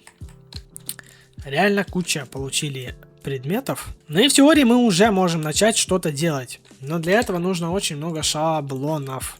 Я говорю, дай мне кучу шаблонов. Спасибо. И что же? Да начнется эра автокрафтинга. Вот здесь у нас сейчас забито. Мы сейчас, по сути, никуда закинуть ничего не можем, потому что у нас места нету буквально. То есть для вот этого всего, скорее всего, место есть. Но, блин, у нас тут, конечно, нету скорости. Давай мы сейчас... Но, скорее всего, здесь сейчас начнет забиваться все. Значит, нужно будет сейчас сделать еще шину ускорения. Довольно много, на самом деле, бы желательно сделать. 2. Не, ну а ты хорош. Самая большая проблема у нас в байтах, по сути, своей, в видов. Потому что если бы у нас виды хранились бы спокойно, да, если бы у нас хватало места, значит, вот место забьется. То есть места у нас уже очень-очень мало. То есть нужно как можно скорее делать вот эту вот систему всю. Оно будет делаться довольно долго. Поэтому давай, пока мы сейчас перекроем здесь доступ до сундука, видишь, потому что байты у нас прям впритык почти. Вот, и пусть оно потихонечку вручную делается. Пока можно заняться шаблонами. Шаблон в целом это самое базовое, наверное, что нужно делать. То есть потихоньку, помаленьку. Вот условно кварцевое волокно можно сделать, крафт флюисового кабеля можно сделать. Знаешь, собственно, что? Да, получается, ну, в теории у нас все, что осталось, это лишь, заниматься своими делами. Тут вот я начал выращивать себе морковку, чтобы, была морковка у нас такая. Так бы желательно еще мотыгу бы желательно, конечно, ему бы сделать. О, видишь, теперь здесь морковка копится. Теперь у нас будет морковка. Ее, конечно, мы будем кушать не такой вариант, а будем кушать вот такой вариант. Золотую морковку мы будем кушать. Да, в теории все, что нам по сути осталось, это распахивать все остальные моды. И скорее всего, нужно будет заниматься механизмом. Да, начинать потихоньку распахивать механизм. Нам по сути нужно сделать незерит, кстати. У меня же как раз вон незерита куча есть. Вот, 27 штук. Мы можем его передробить. Кстати, это очень хорошо на самом деле. Мы сейчас можем сделать вот так. Во, 54 лома. И теперь, по сути, спокойно можем сделать незерит. Причем очень много, 13 штук. Да, чтобы квест засчитался. Во, засчитался он много где. Вот еще плюс 4 штуки к 100. Красиво. Ну и в теории все. Теперь у нас много чего открылось. Да, то есть, короче, нам нужно распахивать сейчас механизм, но либо вот этот вот вариант Georis. Но, скорее всего, пчел будет выгоднее производить. Или нет, или Georis все-таки, не знаю.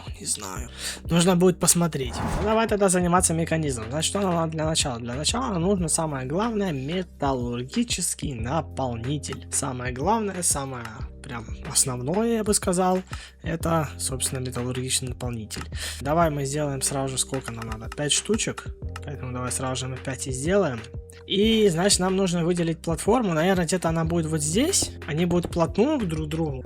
Потому что, смотри, по сути своей мы можем сейчас сделать еще, ну, нам надо, вернее, сделать еще 5 поставщиков. Вот, все, по сути, система у нас полностью активна. И в теории, да, сюда энергия тоже пришла. Теперь самое интересное. Нам еще нужно сейчас сделать, скорее всего, дробитель. Но для него нам нужен стальной корпус. А это стальной слиток. Стальной слиток — это на самом деле кое-какая интересная штука, потому что она делается с помощью стальной пыли. В ту же очередь она, кстати, делается вполне себе, кстати, легко на самом деле. Во, смотри, куча стали, вообще прекрасно. Конечно, нам нужно будет это все автоматизировать, так скажем, для того, чтобы было лучше. И сразу же еще нужно будет сейчас сделать камеру обогащения. Это тоже самый главный предмет для того, чтобы можно было бы хотя бы что-то делать. Но пока давай сейчас займемся еще автокрафтами самых базовых предметов из механизма. И теперь, по сути, что это?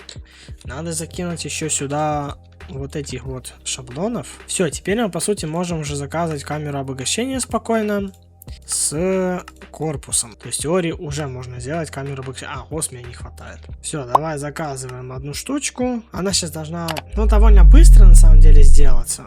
Она зависит от вот этого всего. И также, кстати, еще и дробитель. Дробитель тоже важная штука. Все, по сути, раз. Ну и можно отсюда, пусть будет оно вытаскивать. То есть, условно, здесь оно будет входить, здесь оно будет выходить. Теперь смотри. Теперь нам нужно сделать кое-какой интересный крафт. Смотри, вот условно у нас с угля будет делаться обогащенный углерод, с редстоуна, соответственно, красная пыль, с алмаза обогащенный алмаз, но обсидиан это потом. Теперь, получается, мы это все должны закинуть вот сюда, и также сейчас дробитель еще взять. Так, теперь, что нам надо сделать? Нам нужно сделать специальную шину, вот эту вот. Значит, смотри, надо сейчас сделать вот эту штуку. У меня шаблоны.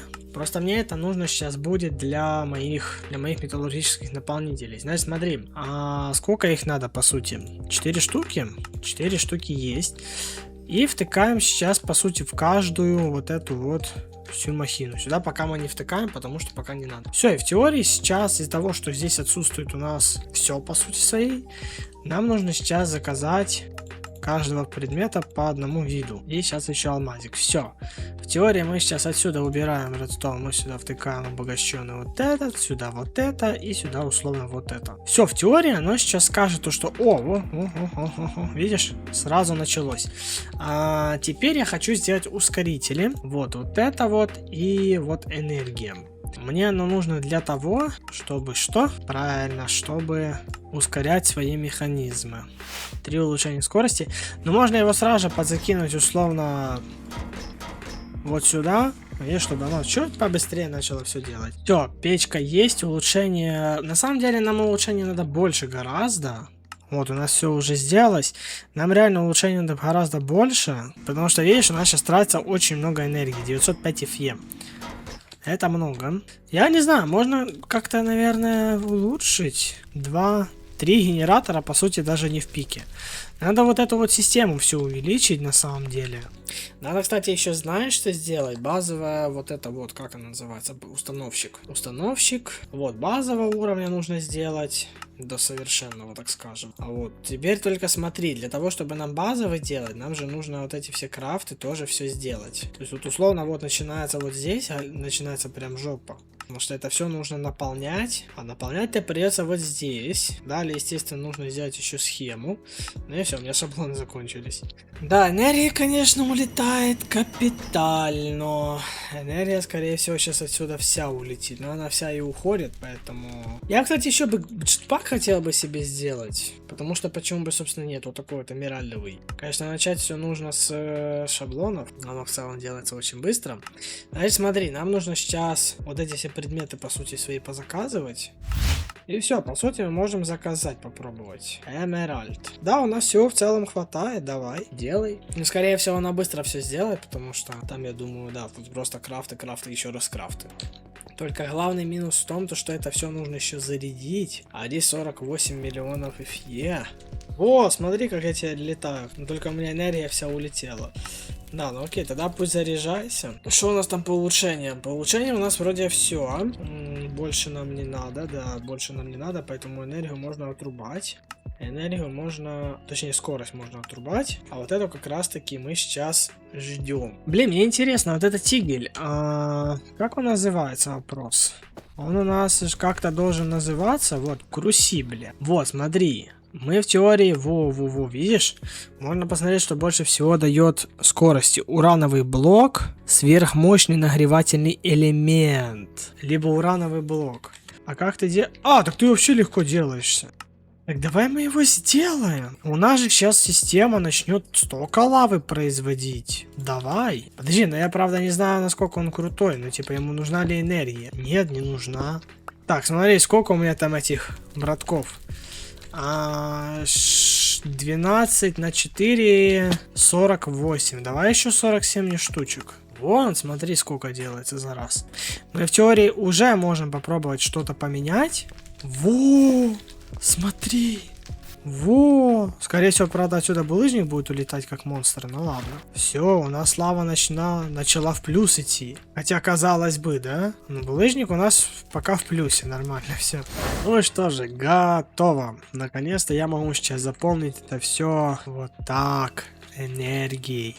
Теперь, конечно, она будет долго фармиться. И я хотел бы еще, так как у нас дофига получилось лавы, я бы хотел вот этот вот магматический генератор. Потому что, ну, по сути, у меня же нет никаких проблем к нему. Я же реально это могу сделать, так как у меня есть даже вот незерит условно. Я это могу сделать. Без шуток, я это могу сделать, и я это сейчас сделаю. Попробуем заказать тот самый магматик генератор, самый мощный, который у меня есть. Блин, мне аж страшно сейчас представить, что сейчас будет. Это же жесть. Магматик генератор X64. Куча золота. Во. Ну что же. Не, знаешь, что бы я еще сейчас сделал? Я бы еще улучшение для трубы сразу же сюда зафигачил. Потому что слабенький уровень-то, конечно, круто, классно, но хотелось бы сразу же... Ну, назеритовый дорого, а вот алмазный в целом нормально. Ну и давай, допустим, вот этот вот заменим. Не, давай самый... Ну или давай вот этот заменим, так уж и быть. И бум! Лава до хрена. А энергии сколько будет, интересно? Хрен его знает. Нужно надо сделать вот так. Вот, вся энергия сразу же начала уходить, но она забилась и все, и ушла. Можно тогда мой ранец поставить на зарядку, чтобы он фармился. Все. По сути, своей славой мы проблему решили. То есть, в теории мы можем сейчас даже вот эти все позабирать отсюда магматические генераторы X8. И просто сделать еще условно вот этих вот штучки 2. А редстоуна не хватает. Мне редстоуна не хватает. Пока хотя бы один еще сделает. Просто ему, по сути, что? Ему скорости не хватает. Ну, то есть, скорости ему в принципе хватает, но и в то же время не хватает. Блин, это значит, скорее всего, нам надо тогда разбираться с этим самым. Ну еще желательно одно улучшение для труб еще сделать получше. У нас как раз есть. Вообще отлично. Все, теперь энергия в целом должна идти в плюс. 100%, то есть везде все должно работать прям идеально. Но опять-таки, да, не хватает скорости по вот этой вот всей системе обработки. Я в целом доделал всю схему. В теории мы еще можем попробовать еще один магматик. Да, мы еще можем один магматик сделать, но я его делать не буду. У нас в целом лавы хватает с головой. Не, лавы у нас как раз не хватает, кстати. Тогда... Подожди, тогда мы это сейчас фиксанем. Теперь лавы точно хватает. Ой-ой-ой-ой-ой-ой-ой-ой-ой. Ребятки. Молодые. Опа-на. Что у нас первые стрелы появились?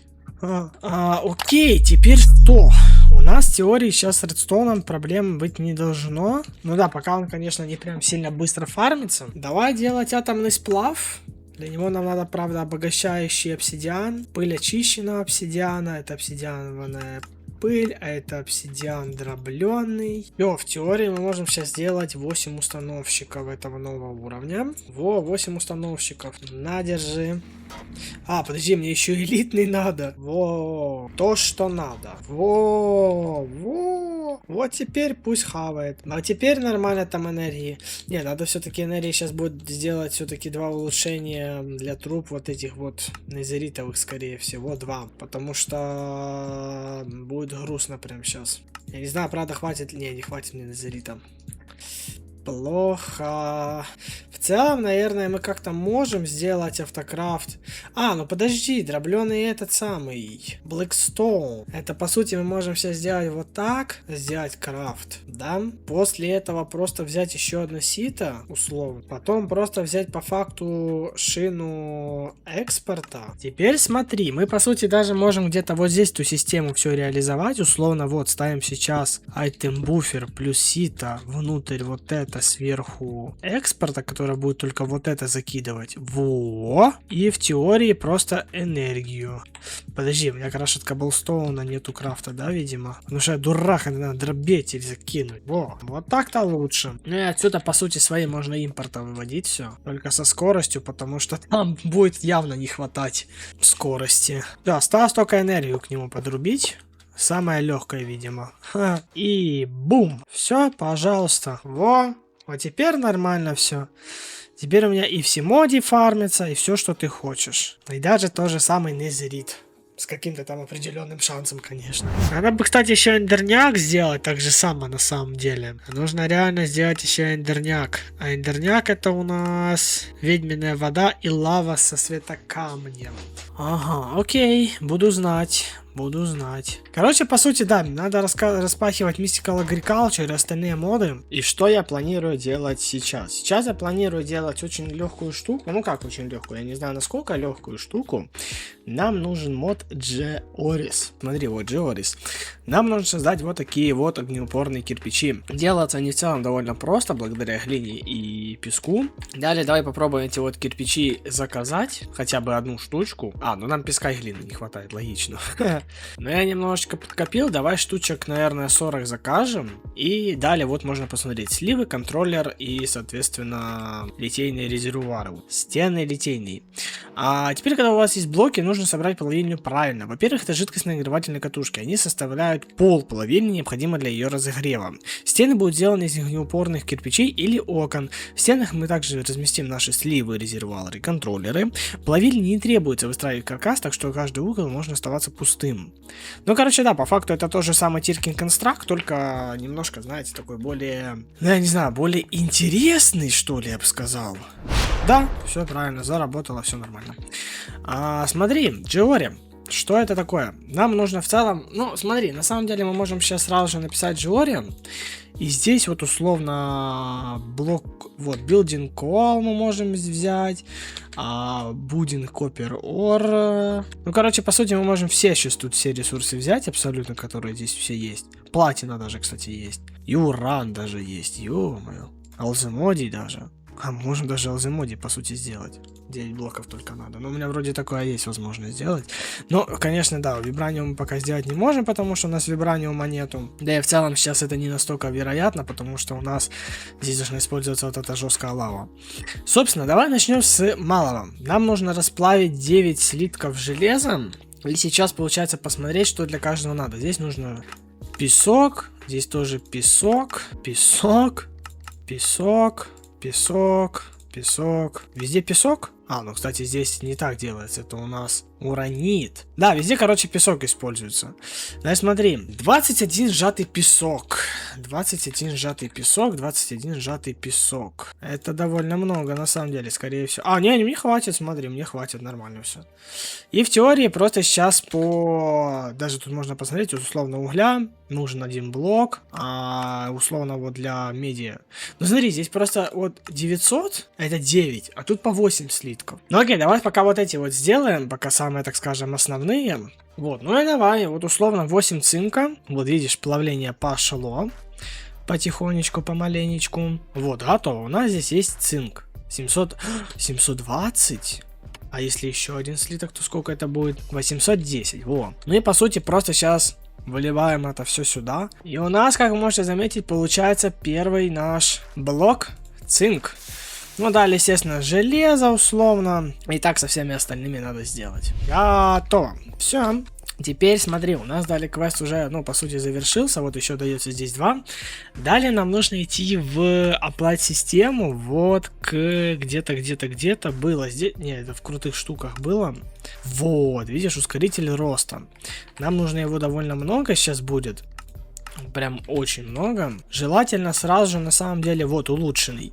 Работает точно так же, как ускоритель роста, только еще быстрее. Давайте сосредоточим то, как его скрафтить.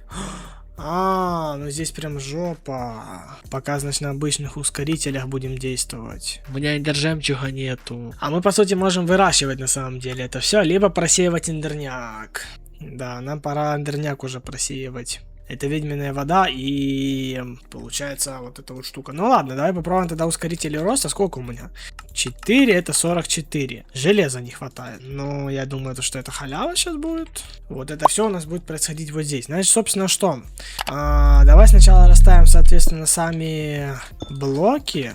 Вот, получается, на каждый у нас приходится по... Вот так у нас, получается, будет выглядеть система. Но теперь, по сути, все, что нам осталось, это подключить эту всю систему и сделать шины... Шина. Я не помню, как она называется. Вот, плоскость уничтожения нам нужна. Ну и это все в энергию подключить, соответственно, тоже нам надо. Вот, то есть нам, получается, нужно где-то штучек... Ну сколько? 11 плоскостей формирования, по сути. Все, пусть она делается. Готово. И в теории просто подключить все это к системе. Во. Правда, теперь вопрос, что оно добывает. Скорее всего, оно сейчас добывает только пебли. Но оно же в теории не так работает, как... Да, оно в теории же работает не так, как с... Блин, подожди. Нам, значит, в теории нужно сделать так, чтобы она... Ну, не ломала. Ну да, нам нужно это все ускорять. Нам нужно это все ускорять. Для того, чтобы это все ускорить, нам нужно в Nether. То есть, по сути, надо сейчас взять весь эндерняк, который у меня здесь накопился. Вот. Ну и далее путь в энд, соответственно. В целом это довольно просто. За исключением, правда, того, что нам надо где-то получить яйцо. Вот это сейчас главная проблема будет, скорее всего. Потому что у меня, скорее всего, яичка не будет. Ну да, у меня отсутствует яйцо. У меня яйцо отсутствует. А как яйцо можно сделать? Скорее всего... Ну да, с помощью эссенции курицы, естественно. То есть где-то надо найти курицу. А где нам найти курицу? Вопрос. Здорово. Возможно, здесь, да, здесь есть яйцо призывы курицы. Да, метода алмазы. Вот, тут все есть в целом. И спруты, черепахи, и панды, и овцы, и коровы. Все есть, все, что надо. То есть мы в целом можем сейчас купить сразу же несколько штук, наверное. Да, и скорее всего где-то их расположить для того, чтобы они уже начали, так скажем, расти. То есть мы условно сейчас возьмем булыжник, ну и их расположим где-то, ну вот здесь, чтобы они не сильно намешались. О, самое первое животное. Все, по сути, нам осталось лишь ждать. Ну, тростник у меня в целом и так есть, то есть, 9 штук, кстати, всего лишь. И теперь ждем просто яйца одного. А вот и оно, кстати, уже. Давай попробуем сделать эндкейк, так называемый. Давай, вот. Давай, кстати, еще все квесты заберем, потому что там их довольно много, я скорее всего так думаю. Итого, у нас установщик, но я бы не сказал на самом деле, что много чего прям интересного. У меня типы забились. Надо еще одну карточку 256к делать. и 2 путеводных обелиска. На самом деле это очень важная штука, потому что вент мы не сможем попадать бесконечно. И нам дали вейстоуна как раз таки 2 специально для этого. Вот. Ну и что, дали, да, дракон Энда. Энд все такой же, как в ванильном Майнкрафте. Включая даже дракона, у дракона 150 сердец, он будет устанавливать здоровье, да-да-да-да-да-да-да-да. Понятное дело. Нам бы желательно, конечно, сделать лук. Хотя я не думаю, что от этого сильно большой есть смысл. Ну, что у меня 8 всего лишь стрел. Но можем просто использовать по назначению. А как-то я могу улучшить этот эмеральдовый? Не могу. Там дальше уже капец. Нам бы желательно как-то броню эту всю улучшить, я бы сказал. Потому что у нас броня сейчас... Да, она у нас крутая, конечно, все это самое. Но я бы хотел ее как-то улучшить. Можно ее сделать незеритовой. Но для этого нужен кузнечный шаблон. Кузнечный шаблон у нас, скорее всего, находится только в бастионах, там вот это все, то есть там нужно искать. Ну, давай рискнем, окей, давай. Поставим его сюда и пошел. Так, здравствуйте. Я сразу же здесь поставлю вейстоун. Так, здесь у нас есть... А, здесь руды, смотри, всякие разные. Ну и давай попробовать убивать. Так, дракоша, привет.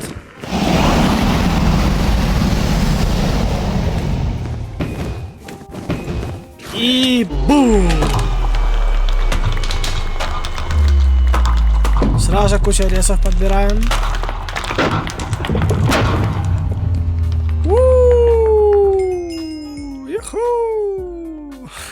Дракон повержен. Так, сразу бы, конечно, забрать сердечко и яичко. Новое поколение не встречает за мира все то, что давно разбил, все, что дорожил, все не сохранил. Ту-ру-ру.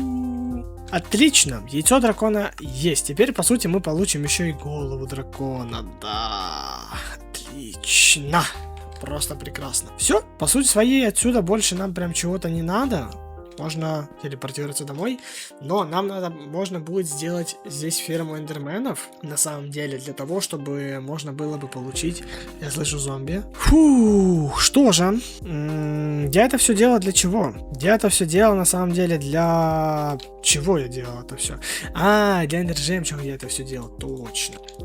Я же теперь могу получить, во-первых, кучу квестов.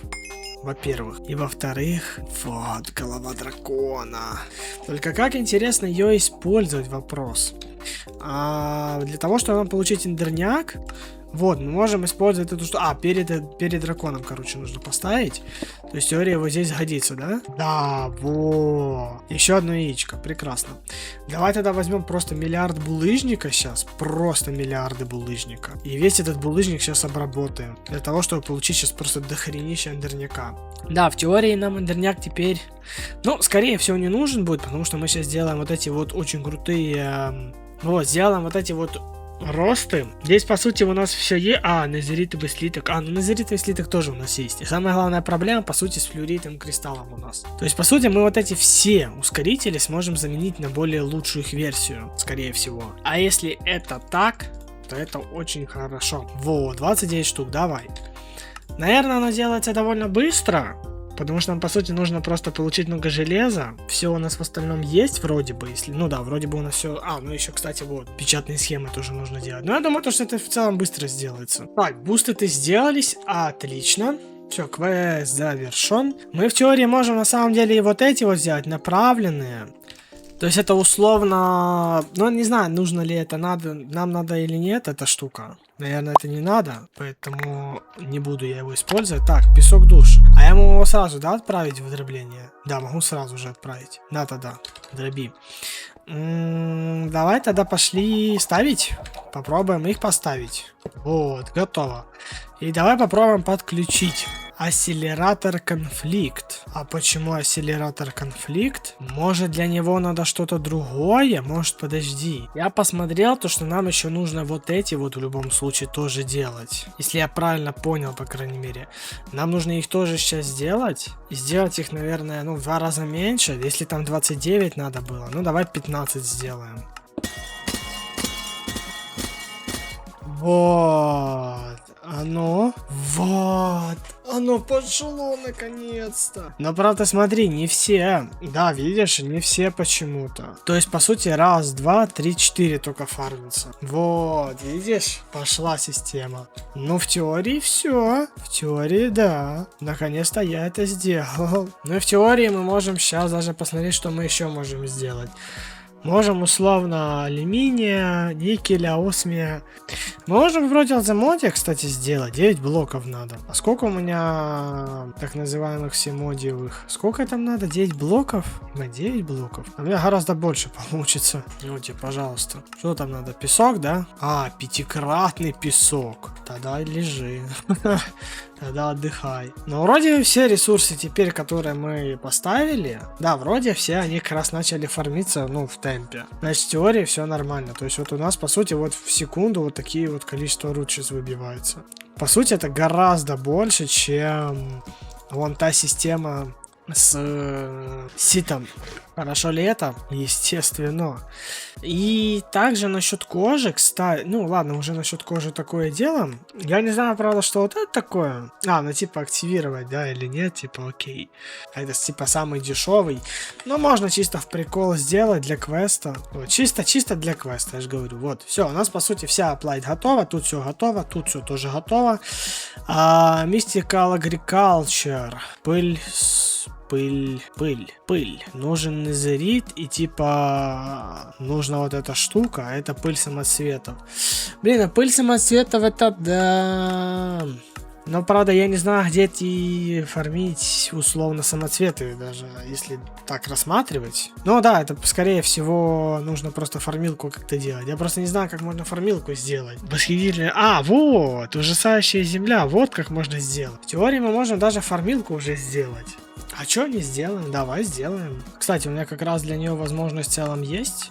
Уже появилась, по крайней мере. То есть в теории ее уже можно начать делать. Что у меня в теории реально для нее, ну, по факту все есть. Есть. И, соответственно, также танк надо взять. Хопперовский. Окей. Все, значит, смотри. Далее что нам надо? Восхитительная земля. Вот. Нам она нужна. Для ее получения нам нужно немножечко ведро жидкостного опыта. Конвейер сущностей нам нужен будет точно, я знаю. Для него слизь, кстати, нужна. И вентилятор. Вот вентиляторы, кстати, получше будет на самом деле сделать. А как условно мне здесь получить опыт? Одно семечко любого типа. А как мне ведро жидкостного опыта получить? Вопрос. Ну смотри, я могу жидкий опыт получить с помощью вот этого вот мода. С помощью кусочка. А этот кусочек можно получить с помощью, вот, видишь? С помощью 4 зараженных камня, либо с помощью дробления любой руды. О, да ты издеваешься. Мне креять надо распахивать. Да. А можно не надо? Фух, слава богу, не надо. Ну, не сильно, по крайней мере. Окей. То есть нам в теории 7 слитков надо сейчас латуни. Взять сейчас... условно 7 дерева и латун, да, все верно, и латунью это все стукнуть. Далее бумага и что там еще? Бумага и вроде песок. Вот такой в целом нам нужен крафт, если я правильно понимаю. Вот, примерно вот так. Теперь, правда, это нужно сейчас подключить. Я уже сделал ключик, осталось только шестерни сейчас сделать. У меня вроде на шестерне ресурсы есть, если я не ошибаюсь. Все, оно работает. Теперь, по сути, мы можем сейчас спокойно сделать что? Мы можем теперь сделать дробильные колеса, андезитовый сплав. Пока у нас оно все делается, но по сути нам даже, вот еще механическое точило, кстати, сделать нужно. Только глянуть, как оно работает. Кликните по по осушителю. Ага, это осушитель нужно. Оп, все, готово. Дробильные колеса. Сейчас мы, получается, делаем еще осушитель. У меня для него точные ресурсы есть. И еще один вот такой вот прикольчик в виде точила. Все, по сути своей нам надо лишь сейчас его поставить. Вот, в теории он работает от вращения также. То есть нам нужно будет еще как-то сюда сейчас вращение запихнуть. Ну вот, я сделал такую вот схему, оно заработало. Давай. Вот оно условно сейчас начало как бы работать. Блин, ну для этого бы желательно ускоритель сделать, потому что оно сильно медленно работает. Сейчас. Еще сверху нужно поставить такой же самый. Вот. Вот, теперь по сути работает. Наверное, вот это все мы можем уже отсюда забирать. Потому что мне кажется, то, что здесь оно уже, ну, немножко не к месту. И давай попробуем. Вот, она как раз у меня доделала все. Да, вот условно одну я закидываю штучку. Жуткий опыт, реально. Оно пошло делаться, наконец-то. Только теперь вопрос. А сколько опыта получится с одной штуки? Даже можно сейчас взять и гляну, сколько получится. 3 миллибакета. Ага, значит, нам нужно гораздо больше эссенций. Пусть тогда он уже начинает обрабатываться. Все, пусть тогда льется. Скорее всего, с помощью ведра я смогу взять. Вон, кстати, еще одна готова. Да. Скорее всего, смогу. Но мне надо 4 ведра. Поэтому давай 4 ведра мне. 4 ведра. Идеально. Давай мне еще сейчас крафт бочки. Все, давай, получается, помпа нужна одна. Потом трубы, по сути, 3. Так. И жидкостный бак. Нам одного в целом хватит. Все, теперь, по сути, все это надо сейчас подключить. Вот, смотри, пошел опыт. Отлично. Теперь, по сути, просто ждем. Просто лишь осталось ждать. Ну и, скорее всего, начинать делать... Скорее всего, начинать делать фармилку потихоньку, помаленьку. Кстати, вентиляторы. Вентилятор. 20 штук нам. Спасибо за квест. Давай возьмем тогда много булыжника. Будем где-то в той стороне делать еще одну фармилку сейчас. Вот, она будет в целом вот в этой вот стороне. Ну, я так думаю. Значит, получается, нам нужно сделать так, чтобы вентиляторы, естественно, доставали. Вопрос, вентиляторы.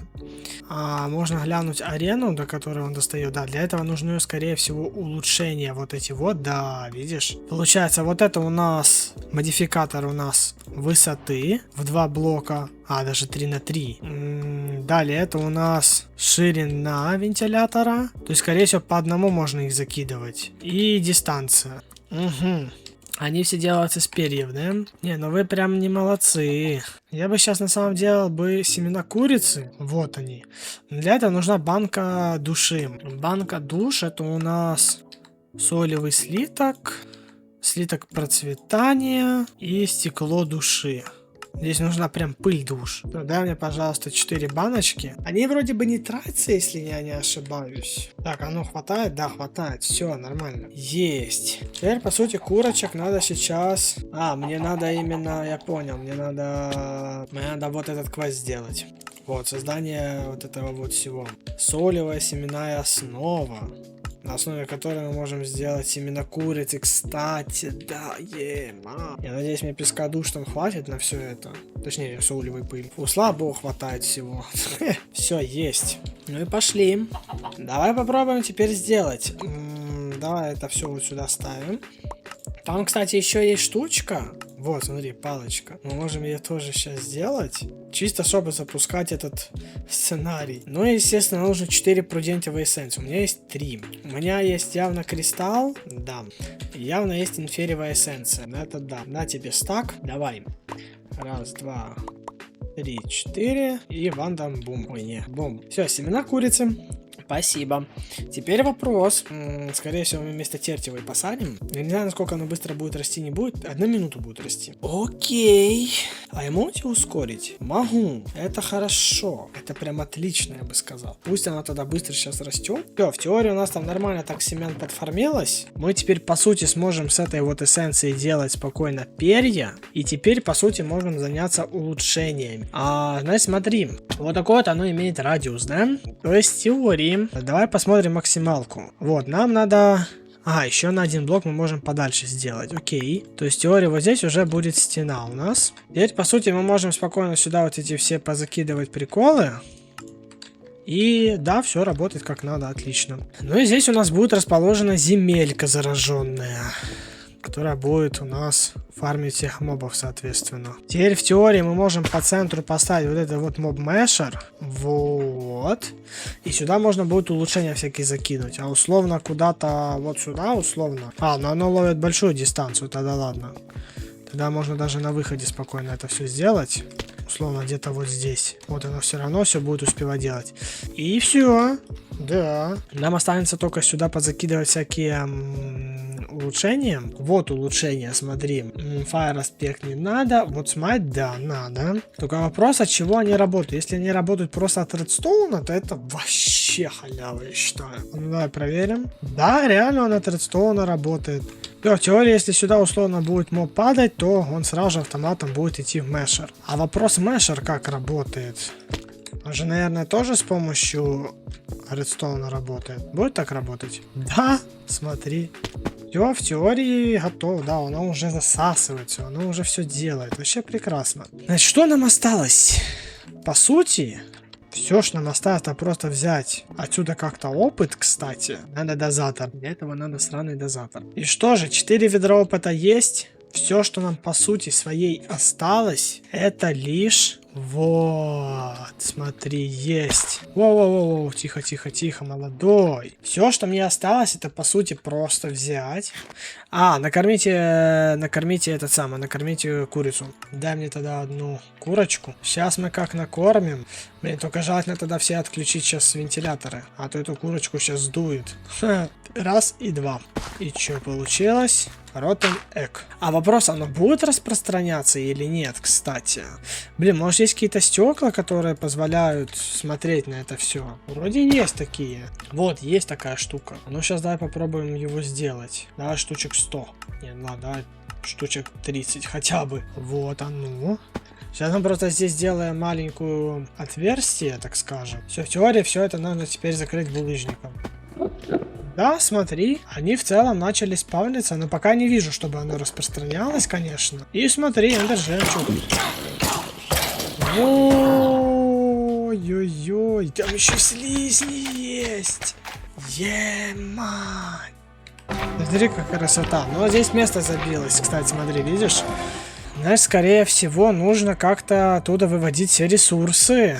Не, ну я могу взять алмазный сундук один. Теперь 100% надо делать шину импорта. И 100% шины скорости. Сразу же до хера. Потому что оттуда сейчас будет выводиться прям очень много ресурсов. Все, смотри, все ресурсы выходят.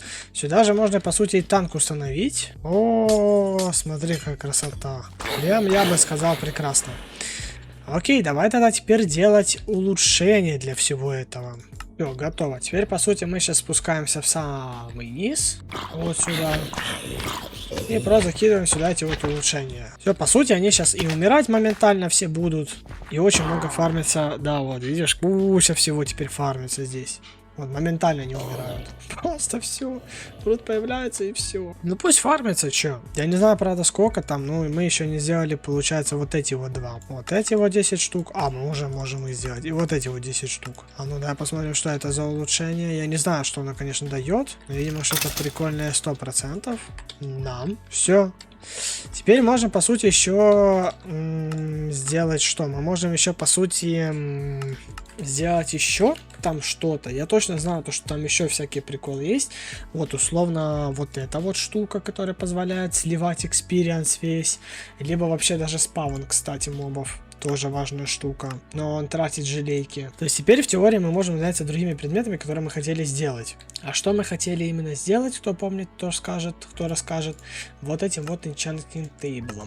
Это тоже очень важная штука. Мне шаблоны закончились. Давайте сюда куда-то поставим. Все, теперь мы можем его использовать спокойно.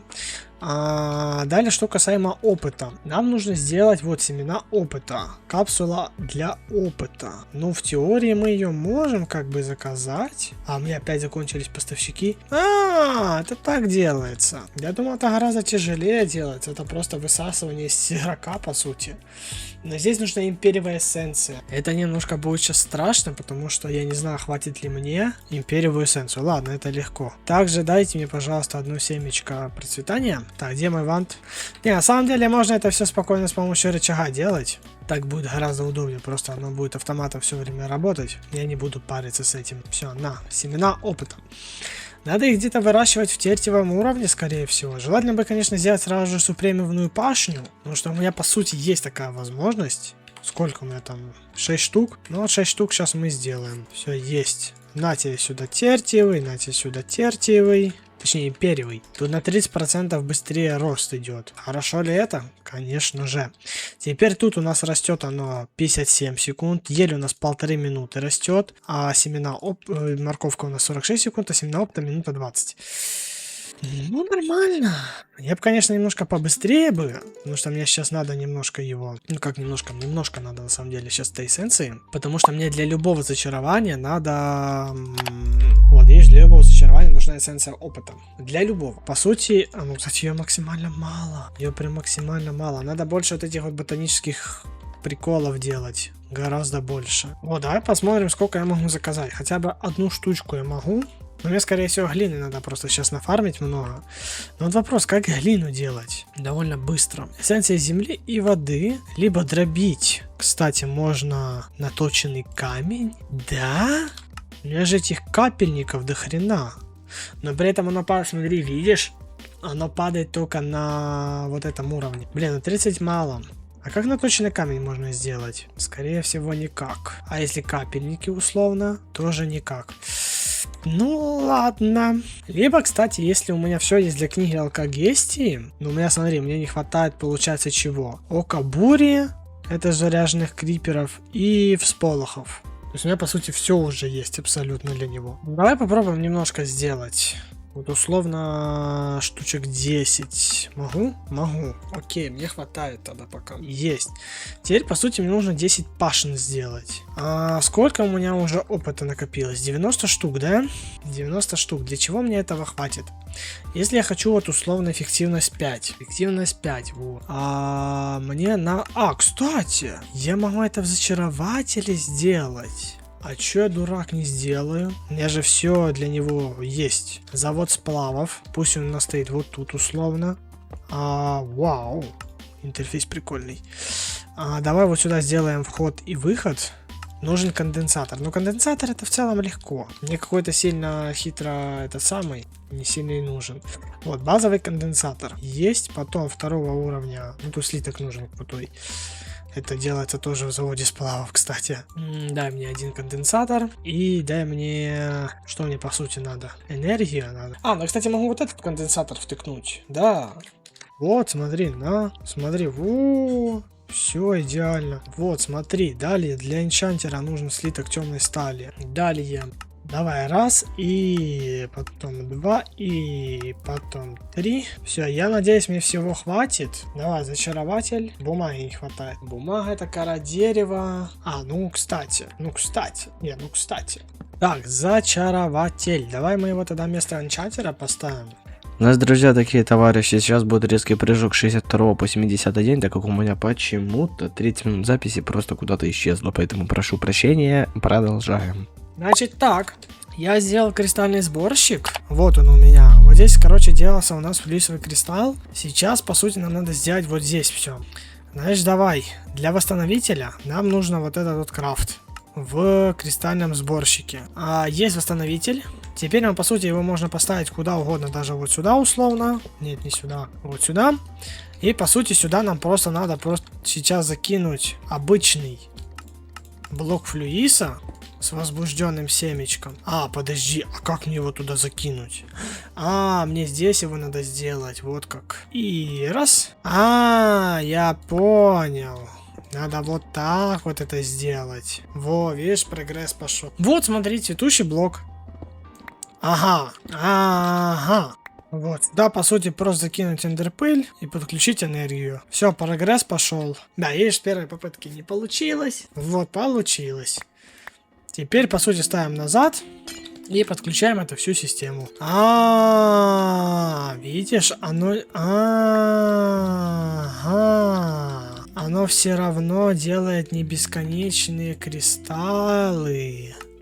Но мы их можем вот так вот умножать. Я тебя понял. Теперь, по сути, мы можем сейчас взять, написать кристалл, заказать разочек. И в теории оно должно сделаться. Да, оно сделалось. Есть, ура! То есть в теории мы можем теперь, вот, возбужденная пыль. Это у нас делается в дробителе. Так я же вроде бы, да. А чё оно не думает? Отсутствует. Так, давай мне сделай тогда... Сколько? 64 вот этих пыли. Вот, и 100 кристаллов.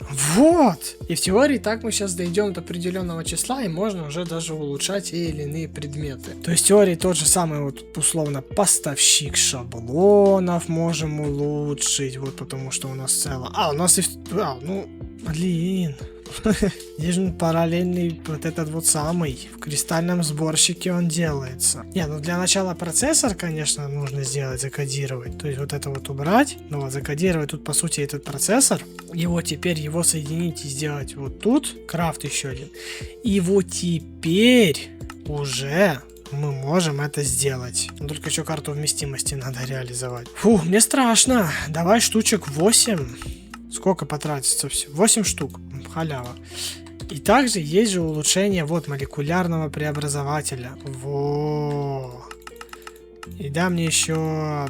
давай, я не знаю сколько. 10. Оно сейчас должно в целом быстро сделаться. У нас просто вот этот крафт сейчас занят, видишь, потому что очень медленно делает все. Вот, расширенные есть. Давай тогда смотри. Давай сейчас мы просто смотри, что мы сейчас сделаем очень большую грязь, конечно. Потому что будет сейчас очень жестко. Потому что мы сейчас вот это все сломаем. Вот это да! Вот это да! Я правда очень надеюсь, что у меня ничего не повылетало с моей системы. Потому что будет очень обидно на самом деле. Ну и давай подускорим это все, чтобы они работали гораздо быстрее. По центру надо, конечно, сейчас еще. Оп, все, смотри. Просто, моментально все делать. Просто моментально. Просто, я не знаю, это настолько хорошо. У меня, правда, несколько шаблонов улетело вот сюда. Вот, все. Теперь у нас проблем с шаблонами явно никогда не будет. Окей, давай тогда смотреть дальше. Что у нас насчет, кстати, энчантера? У меня вопрос. Если я его поставлю вот сюда, я смогу получить условно ту же самую эффективность? Эффективность 2 все равно только получается. Тогда неинтересно. Тогда возвращай мне обратно мой чародейский. Значит, смотри. Крафтовое ядро матрицы сборщика. Это что-то прям серьезно. А что внутри используется, вопрос? Мультиблочная структура. Молекулярная, да. Комбинирует молекулярные сборщики и поставщики шаблонов. И вы можете запускать очень много задач без типа блока создания в вашей системе и сохранить каналы. Подожди. То есть в теории, ядро, понятное дело, но квантовое ядро. Прям, если прям очень мощно. Тут нужно прям... Но на очень много примеров. Кстати, говоря об этом, я могу использовать Stone Pebble и Blackstone Pebble. А дай мне материи вот этот вот... забыл. Конденсатор материи. Вот. Давай я сейчас тебе опущу сюда 64К ячейку. Так, чисто, знаешь, между слов закину. Кстати, касаемо наших высекателей. А чё я их до сих пор не улучшил? У нас же есть расширенный его вариант. Реально, чё я его до сих пор не улучшил? Кристальный сборщик. Давай я его улучшу. Ты сейчас просто не представляешь, как мы себе облегчим историю с вот этими вот расширенными высекателями. Я не пойму, почему я их до этого не сделал, конечно. Вообще без понятия. Ты просто поймешь, насколько оно быстрее начнет все делать. Реально поймешь. Но можно, кстати, уже сюда закинуть словно вот этот пебли. Вот видишь, тут вот накопленная эссенция, пока не фармится. Сейчас тебе покажу. Сейчас как покажу. Давай, смотри, показываю тебе фокусы. Ломаем вот это, ставим сюда вот эту. Мать. Подожди, ты хочешь сказать, что ему сделать вот так и тут? Ты реально? Не, я так не хочу. В теории я вот эти все, которые тут крафты есть, да, за исключением вычислительного, здесь вычислительный должен делаться, вот. Это мы закидываем вот сюда. То есть в теории вот эти все высекатели вообще бессмысленны. Уже я могу сюда все эти крафты подкинуть и все. То есть в теории мне от вот этих вот всех тут, по сути, высекателей смысла нету. Подожди, давай закажем, допустим, 256 ячеек. Условно. Вот, типа, давай, допустим. Реально? Да ну! Не, смотри, видишь, все равно он, типа, я думал что он будет делать, условно, по стаку. Я это думал. Я думал, он реально будет стаками делать предметы. а он не будет стаками делать предметы. Это все равно тоже очень большой уровень. Мне бы, кстати... Не, ну окей. Значит, что нам по сути надо? Точно, я вспомнил, что я хотел. Во-первых, квесты все забрать. Ого! О! Прикольная штучка там дали. Но она нам не сильно нужна, конечно. Я хотел флаксом хотел заняться. Нам надо, короче... Что нам? По сути, нам надо очень много чего. Нам нужно флаксовые точки, потом флаксовые... Не точки, а флаксовые... Точнее, наоборот, это точки, а это у нас разъем. И вот, хранилище. Хранилище тут очень важно, потому что благодаря этому хранилищу мы сможем следить, сколько у нас тратится энергии в среднем. Вот. То есть, в теории мы сейчас просто это все можем закинуть вот сюда. Смотри, нам надо сейчас, по сути, можно даже попробовать. Вот гигантская. Куча флакса. Сколько на одну штуку уходит? 2000 почти уходит. Ема. По сути, мы можем сейчас заказать штучек 5 точек и штучек 5 разъемов. Ну а все остальное это просто крафты. Миллиарды крафтов просто. Видишь, как оно быстро. Долго-быстро, хороший сказал. Ну ждем. Мы берем это хранилище, ставим его прямо вот в початке энергии. Вот даже, не знаю, условно вот сюда. Разъем мы ставим. Создаем здесь сеть. Энергия. Есть. Теперь смотрим. Отключить предел. Чанк загружен. Ставим. Нужно выбрать энергию, естественно. И ставим где угодно. Даже вот условно вот здесь. Можем поставить нашу систему. И смотрим энергия. Во, видишь? Пошла система. Она наполняется сейчас энергией. Теперь... Мы просто ставим, вот, получается, вот здесь, скорее всего, главное у нас идет распределитель, так скажем, энергии. Мы ставим отключить предел, выбираем энергию. И в теории мы можем сейчас смотреть, сколько у нас тратится в секунду энергии на данный момент. Вот, смотри. Статистика, видишь? Но сейчас, понятное дело, у нас идет вход в систему всей энергии. Мы бы, кстати, могли бы сделать незаритовое улучшение, на самом деле. Потому что здесь, скорее всего, используется алмазный. Так, давай мы сейчас сделаем незариту. Совершенное улучшение. Один кошарик. 8000. Окей, пусть делается. Мы пока сейчас подсунем сюда улучшение получше. Вот, смотри, вся энергия улетела. Вот, и в теории теперь можно посмотреть, сколько у нас энергии хавает система. Вот видишь, она потихоньку растет, вот типа вот упала до 6000. У нас, по сути, энергия идет в плюс. Если я правильно понимаю, прыгает. То есть 6000 энергии используется всего лишь. Жесть, что так мало. Я думал, гораздо больше будет использоваться, если честно. Окей, что у нас тут? Шарик материи есть. Ну вот, смотри, выход, вот, конденсатор материи. Сингулярность, уничтожить предметы, вот. Шарик материи. 256 предметов всего лишь нам. Не, ну здесь нужна сингулярность прям. Тут прям нужна сингулярность. Но я не для этого хотел это сделать. Ну ладно, это уже можно потом будет сделать, окей. Что у нас дальше? В теории уже можно LZ-моди взять. Пси-модивый так называемый, вот. Нате это, нате. О, держи. Вот, смотри, шаблон улучшения делается с помощью кузнечного шаблона. Блин, мне бы его где-то найти. Либо с помощью вот этого кента надо это сделать. Это нужно любой редкий предмет переделать. А у меня такой интересный, появился за все это время. Есть зеленые. Да, вот, смотри, реально есть. Вот еще есть. Бля, давай сделаем. Мне же, по сути, стол утилизации надо. Пофозный самоцвет в мире и заставить на него упасть наковальню. Подожди, а самоцвет у меня хоть какой-то? Да, есть, самоцветы тоже падают. Мы сейчас просто самоцветики сейчас повыдаем себе. Самые такие вонючие, так скажем. Бум. Все, 4 пыли есть. Квест завершен. Так, давай, стол утилизации. Стол утилизации, ведро лавы. Бля, а давай я сейчас сделаю вот так.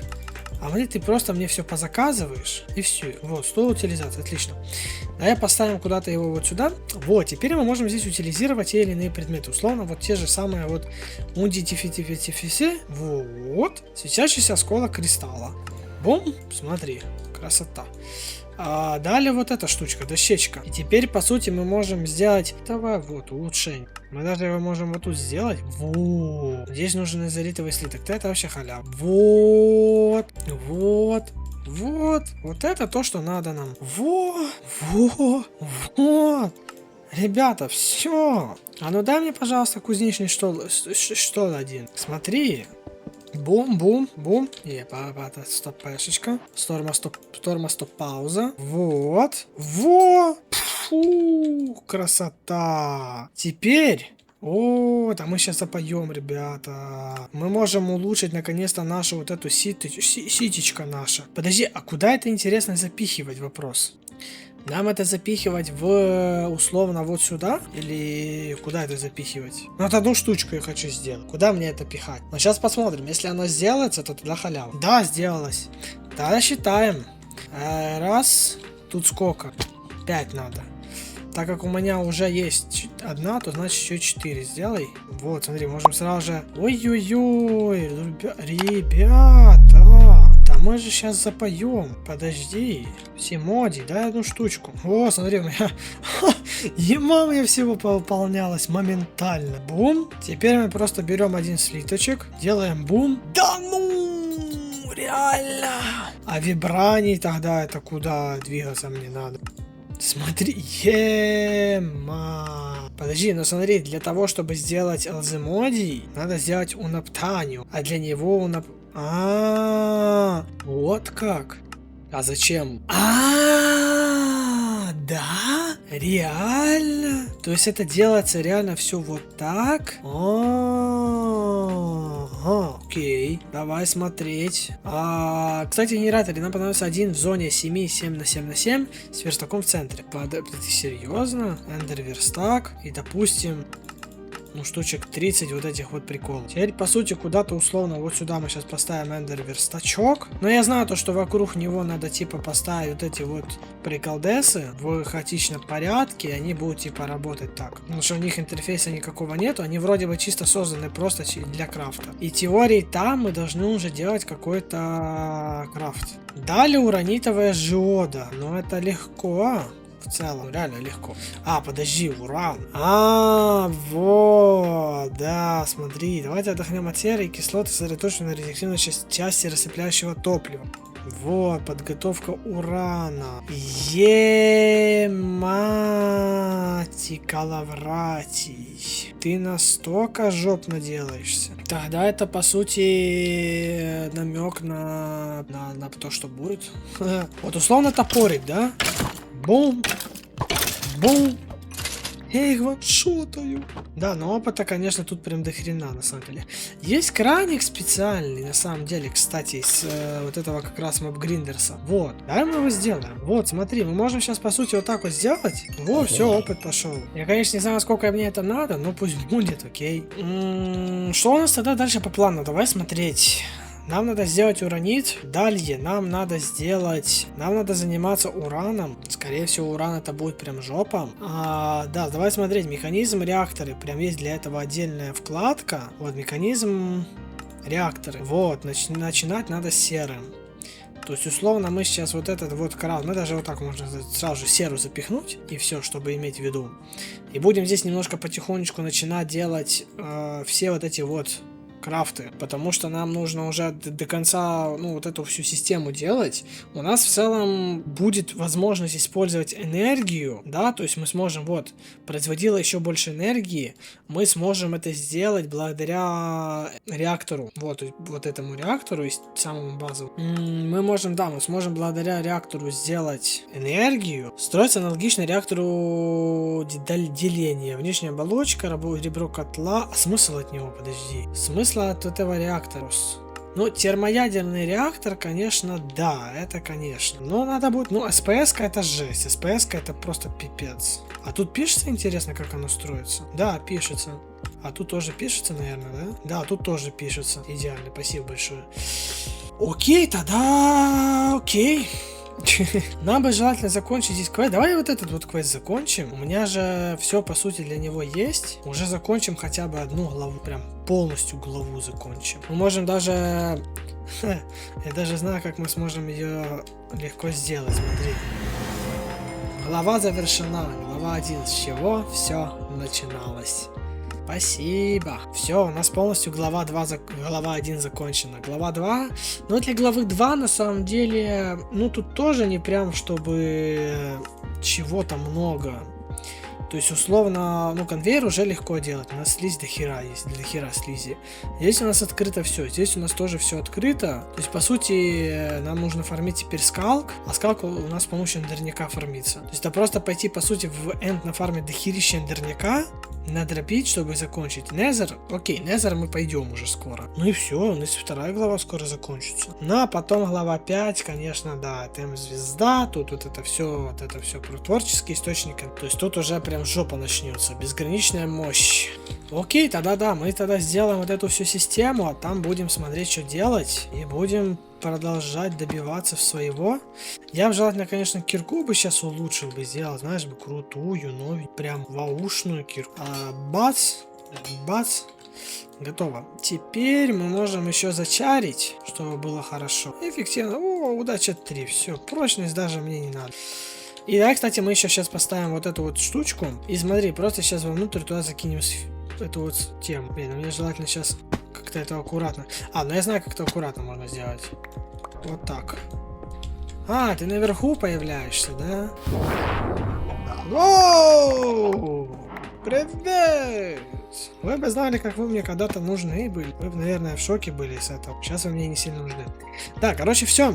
Тогда просто мы сейчас довольствуем... Всем один слиток, спасибо. Сейчас просто мы довольствуемся тем, что надо нам просто, по сути, идти в Незер, идти в Энд, просто добить уже до конца. Не, но здесь, по сути, нам даже ничего такого прям не надо. Призыв Варден, даже так, Вардена даже убить хотите. Ну и, по сути, да. Можно, кстати, да, смотри, шелковое касание. Ага, то есть, скорее всего, реально спавнится прям целые эти самые, прям целые крепостя спавнится в аду. Это хорошо, на самом деле. Что я хочу сегодня сделать? Сегодня я хочу кое-что очень интересное сделать. Прям очень интересное.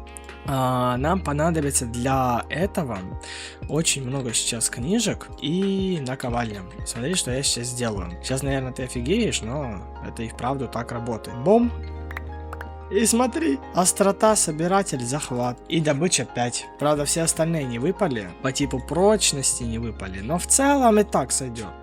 Нам в целом, смотри, для того, чтобы где-то эти все заклинания хранить, нам нужно сделать, если не ошибаюсь, там есть какая-то библиотека Александрии, вот, получается вот эта штука и вот эта штука, да, нам она нужна. Для начала нам вот это надо, в целом делается довольно просто, давайте сейчас сделаем это. Ножницы, все, есть стол у нас, улучшение самоцветов и... не, подожди, это геймкейсы, это не то немножко. Вот, библиотека зачарований нам нужна. Для этого нужна адская полка. Вот что нам надо. Я немножко провтыкал. Нам чуть не то надо. Нам зелье регенерации надо. А это у нас слеза гаста. Ну слез гаста у меня, думаю, до хера. Да, у меня 670 слез гаста. В теории даже мы сейчас уже можем это все сделать, потому что у нас огненные стержни в целом есть, потому что у нас вот этих вот стержней. Ну, либо можем спокойно закинуть сюда вот эту вот штучку. Только нам нужно сделать стержень. Ну и зелье регенерации. Это просто мутное зелье. Ну, то есть в теории мы можем просто обычную зельеварку использовать на самом деле. Ну и вот 32 огненных стержня. Не знаю, насколько, конечно, нам этого хватит. Но я думаю, намного в целом. Получается, у нас получится всего лишь сейчас надо больше делать зелий. В целом это логично. Нужно просто делать много зелий, потому что у нас сейчас всего лишь 12 штук. Это нам хватит на 12 книг. А тут получается нам на побольше хватит. Но мы эту адскую полку сможем, если что, и зачаровать, поэтому ничего страшного. Мы, кстати, можем спокойно фармить незерак. Для этого, смотри, давай отправимся сейчас в Незер. Или ладно, или тут уже сделаем. Мы просто можем делать спокойно незерак в вот этой вот штуке. Тем более у нас, наверное... у нас же вот тут где-то производится вот куча незерака. Да и в теории все. В остальном нам надо просто сейчас вот эти все книжные полки позабирать. Книжки у нас в целом и так есть. То есть в теории просто доски. Да и все. 12 штук у нас есть. Хаос. Да, получаем достижения. Сейчас мы их расставляем вот в таком вот порядке. Вот, 36 уровень у нас. Нам нужен 45-й. Нам надо больше. Но это больше зелье регенерации, по сути. Ну вот я еще сделал немножко. Сколько у меня получилось? 12 штук же еще. Давай еще 12 сделаем. Я не знаю, надо ли мне прям 12, но пусть будет еще 12 в целом, окей. И пока у нас вот эта вся тема делается, нам сейчас нужно кое-что реализовать. Нам нужно сделать из дозатора вот этого вот кое-что. нам надо взять вот такую вот штучку, принтер называется. Вот, латунная пластина, все, она держит дозатор в виде принтера. И что надо еще? Теперь нам нужно сделать жидкостный люк, так называемый, вот этот вот. Вот, жидкостный люк. И по сути все. По сути своей все. Нам сейчас нужно просто понять, как он это все будет делать. И сюда нам нужно запихнуть блок опыта. Блок опыта мы можем сделать с помощью Integrated Dynamics, сушильный бассейн. Вот, есть. И также дай мне, пожалуйста, ведерко. Можно в целом и одну штучку.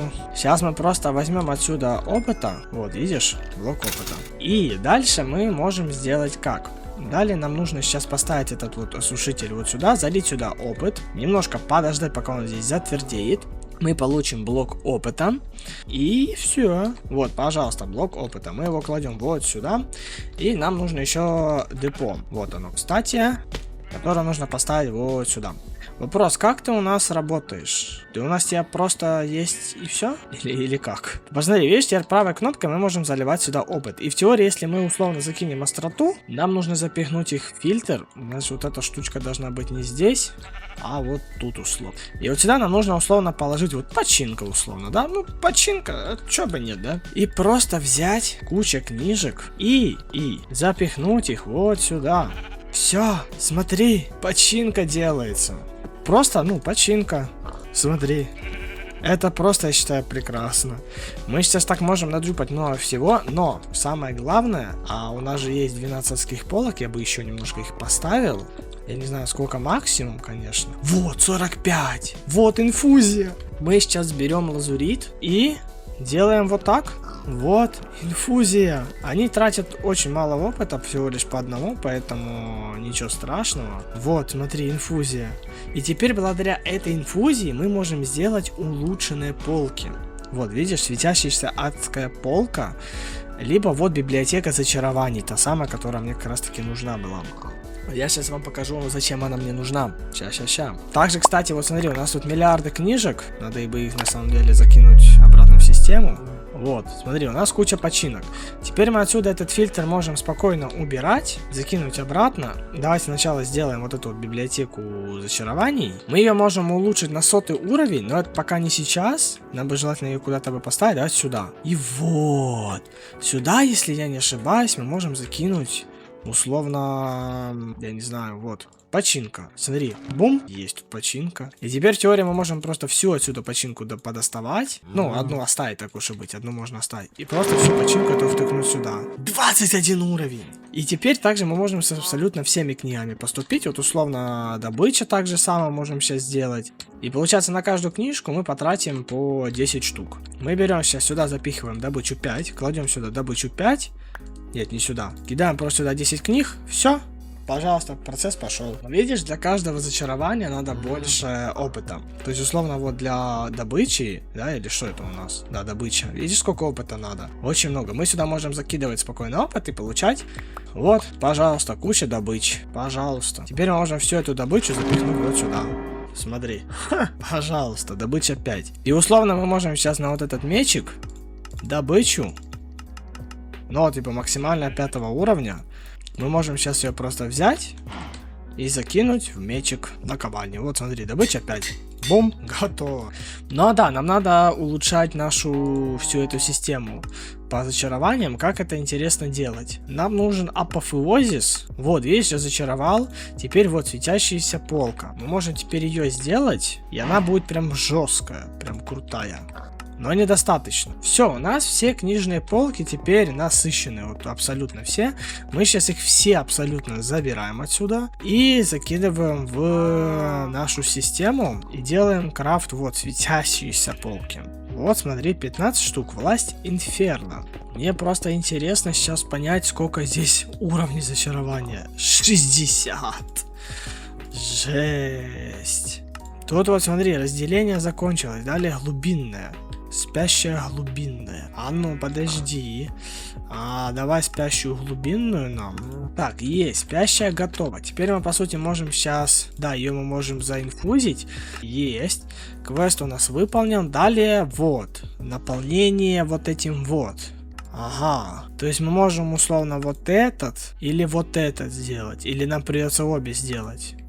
То есть далее, по сути, вот эти вот. Ну тут уже дробленый надо эндстоун, кстати. Эндерняк. А это получается вот такой крафт. Но для этого нужно идти в Незер. Давай тогда в Незер пойдем. Че у нас? В целом у нас все есть для него, поэтому давай отправимся в Незер. И пойдем в Незер, сделаем то, что нам надо. Это, по сути, впервые мы за все это время отправимся в Незер. Так, ребята, вы, конечно, посторонитесь тут немножечко. Давай. Просто делаем сейчас маленькую платформу. Нам сильно большое и хитро это самое не надо. Где-то здесь, по сути, должна спавниться крепость с ресурсами. То есть мы условно можем сейчас сделать 32 чанка, и может быть мы ее увидим. Не, вот смотри. Вон на той стороне у нас есть крепость. Бастионы здесь также спавнятся. То есть все в порядке. Структуры здесь есть. Окей, давай тогда ставим сейчас, получается, для начала светокамень. После этого генератор. И смотри. Нам нужно сделать так, чтобы у нас лава выливалась на генератор. Получается, да? Ну а здесь просто будет ведьминая вода. То есть мы условно делаем сейчас вот так и делаем вот так. Ставим сюда этот танк. И по сути, вроде должно работать. Во! Смотри, работает. Теперь у нас фармится здесь эндерняк. Но, на самом деле, пусть, окей, ладно. Пусть он здесь, конечно, фармится. Это окей. Не проблема, пусть он фармится. На данный момент, чтобы его получить довольно много, мы можем воспользоваться просто эндом. То есть, не сильно нам надо как-то париться насчет этого, конечно, потому что зачем? Смотри, вот, я снова пришел, я взял верстак с собой. Он нам не нужен для того, чтобы сейчас просто ходить. Да, помимо того, что я буду фармить сейчас просто миллиарды эндерняка. Вот эта вся система, это, конечно, все очень и очень весело и круто, да, я согласен. Но мы можем сделать это гораздо легче. Смотри, что мы можем сделать. Мы можем, по сути, взять сейчас, сделать кое-что. Значит, смотри, что я хотел. Я хотел сделать просто обычный шахтер, вот этот вот, который нам будет позволять просто спокойно себе реализовать все, что мы хотим. Теперь мы просто телепортируемся в N, ставим в самом центре этот вот шахтер, ставим сюда улучшения, те, которые только можно. Ставим куда-то вот сюда флаксовую точку. Говорим то, что это моя энергия, чтобы чанк был загружен. Вот, отключить предел. Только что там статистика, наверное, выросла, да, он до 1000. И смотри, настройка. Делаем максимальный уровень, давай 100. Минимальный уровень там минус 30. 0, окей. И ставим максимальный фильтр. Теперь мы просто берем один эндерняк. Новый фильтр, образец предмета ставим сюда эндерняк. Все, нажимаем старт. Все, он сейчас нам будет добывать очень много эндерняка. Теперь мы ставим просто вот сюда наш эндерняк. Делаем, получается, автовыброс. И вот смотри, пожалуйста, у нас фармится эндерняк. Вот как можете заметить. Конечно, это делается максимально долго. Я бы его хотел бы ускорить, но, видишь, его, увы, ускорить нельзя. Это его максимальная скорость. Ну и так, конечно, будет уже фармиться, гораздо больше. Поэтому я сейчас даже тут немножко чанки захвачу. Давай хотя бы, вот так чанки сейчас загрузим. Все. И теперь можно спокойно домой возвращаться. Как раз на улице вечереет. Можно как раз поспать. Далее у нас появилось очень много дробленого эндстоуна. Мы, считай, ставим в систему сейчас, что нам... не сюда, а вот сюда. Нам нужно закидывать эндстоун. Но, правда, он почему-то не закидывает. Я не знаю, почему он сюда не попадает. То есть у него все работают системы, но при этом он не ходит. Ну ладно. Мы сейчас просто его забьем весь. Все, у нас теория сейчас начнет фармиться очень много всего. Все, что связано с эхо. Только немножко подождать. Надо чуть-чуть подождать. А что дальше нам нужно? Нам нужно эти вот глубоководные. Как-то же улучшить. Вот, смотри. Нам, получается, еще одна нужна. Да, я уже сделал. Смотри, нам нужно, получается, по всей видимости, 8 этой и 8 этой. Если я правильно понял. Тут нужен скалк. У нас уже 202 скалка. Все, спокойно. Раз, два. Готово. Сразу 2 квеста закину там. Далее, вот, напитанное. Здесь нам нужно шкалковые щупальца. Падают со стража с Вардена. Кстати, ты понял? Да, нам придется убить Вардена. Ема. Ну это я знаю, как можно сделать. Тут даже вроде бы для этого есть специальный отдельный крафт. Вот, видишь? Нам нужно сейчас осколок эхо. На, держи. Вот квест зашел. Эврика. Ничего себе. И вот, смотри, скалки ядро нам надо. И катализатор получается. Вот, 32 штуки. Только теперь интересно, как мне его долго придется убивать. Давай. Мне просто очень интересно, насколько он сейчас будет тяжелым. И чё? Вот, видимо, сейчас это все будет происходить, да? Да. Да, вот и здорово.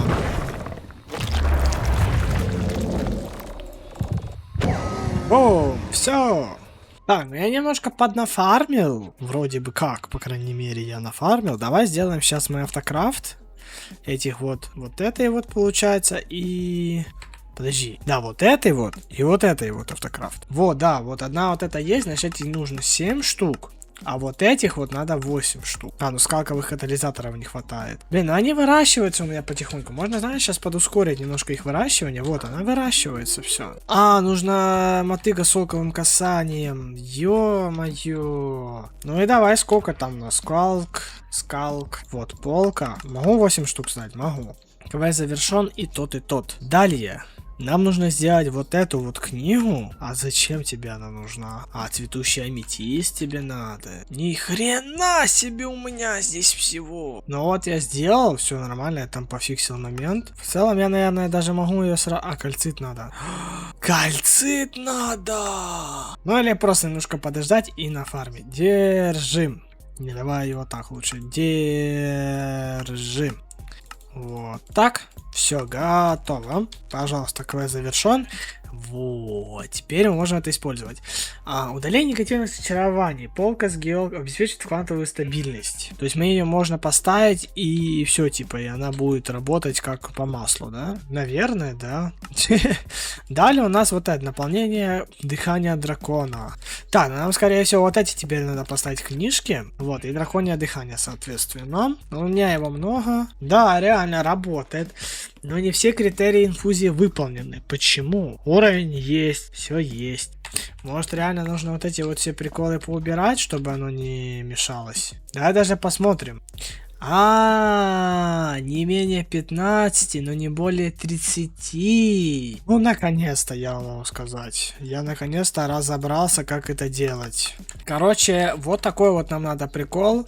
Для того, чтобы уменьшить инфузию, вам понадобится 9 вот этих полок с геодой и стабильности.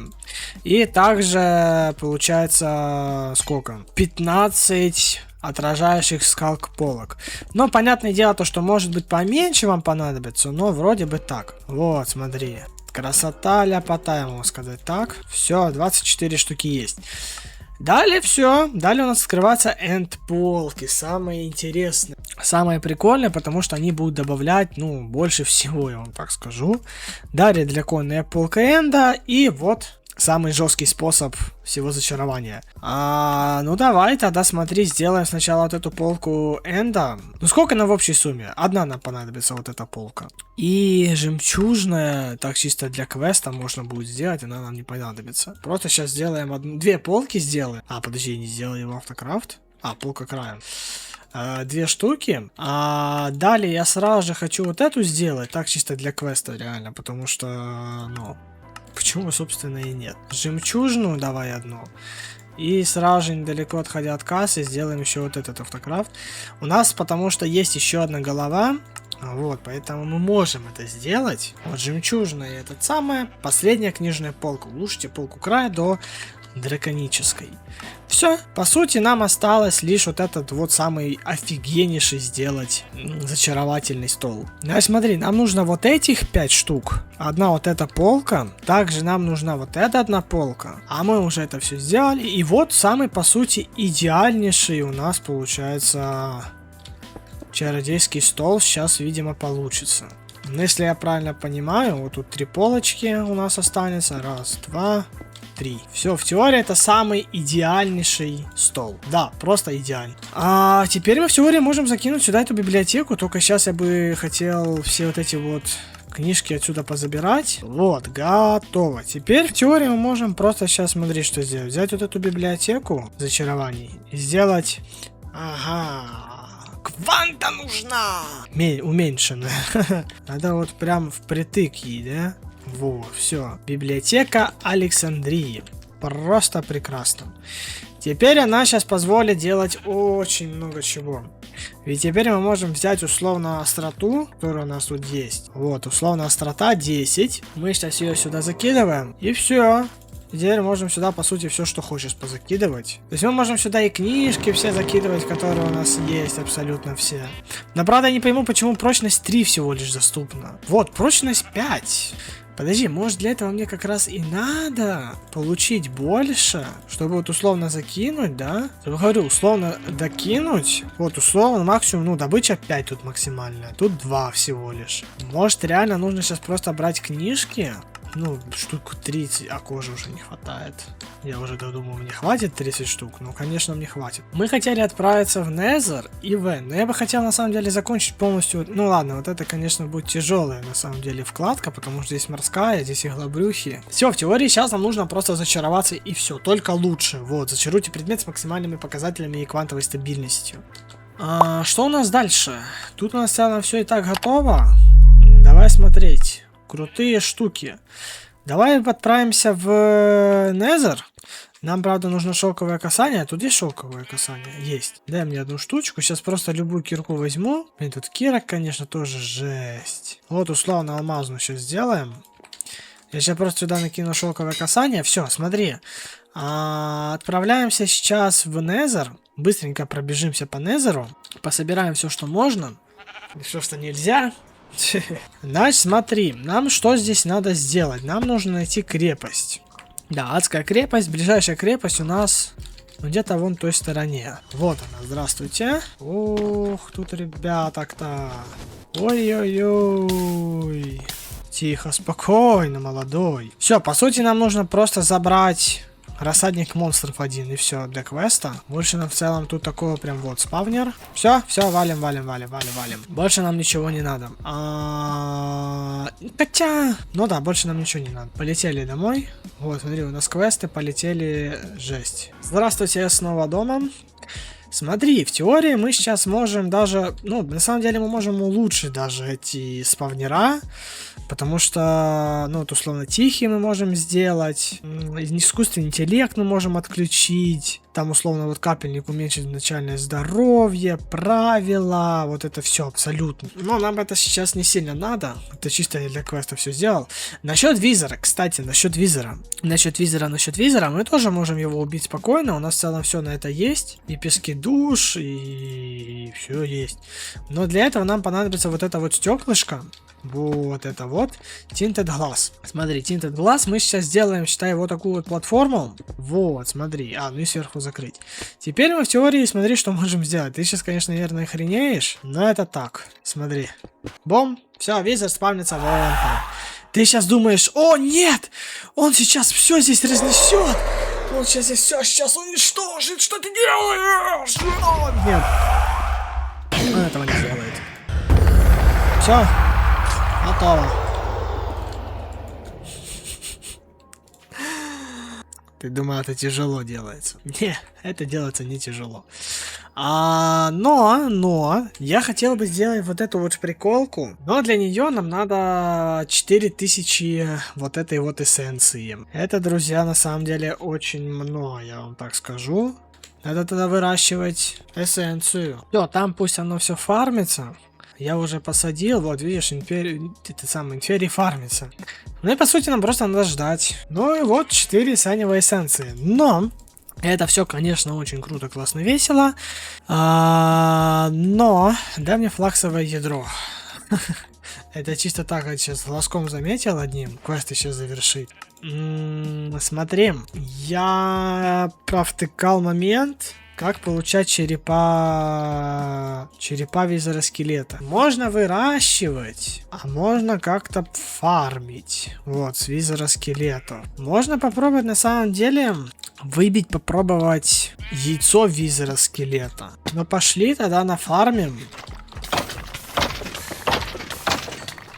Во, яйцо выпало сразу же. Мы сейчас сделаем фармилку визоров. Очень мощную сделаем фармилку визоров.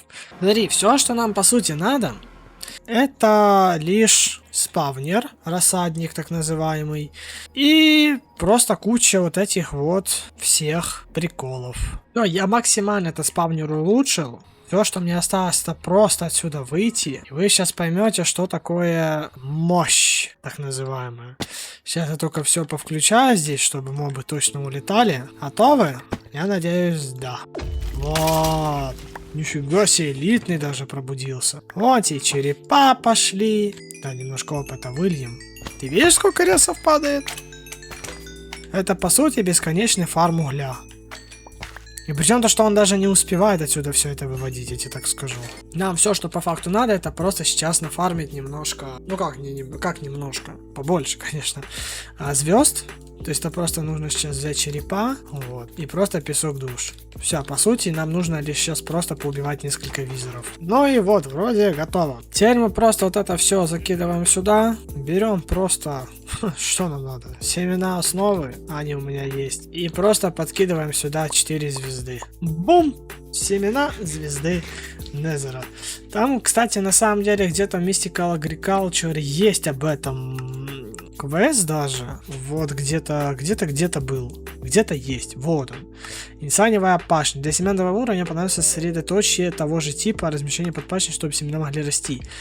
То есть мне еще одна супремиумная нужна. Точнее, не супремиумная, а инсаневая. Но горем пополам надержи. И надержи сразу же тогда и пашню. Во, пожалуйста.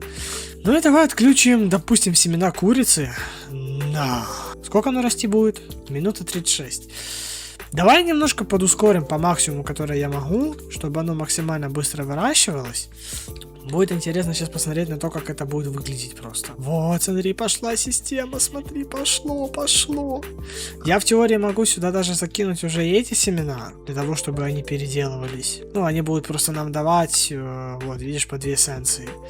И с этой эссенцией мы, по сути, можем сделать вот это, а с этого вот это. Но, понятное дело, то, что так будет гораздо легче делать уже вручную и их добывать, да, потому что, условно, для лишь одной звезды Незера нам нужно 27 вот такой эссенции. То есть это до хрена, я бы сказал, на самом деле. Но если забить немножко, да, подождать, то в целом без разницы, я думаю.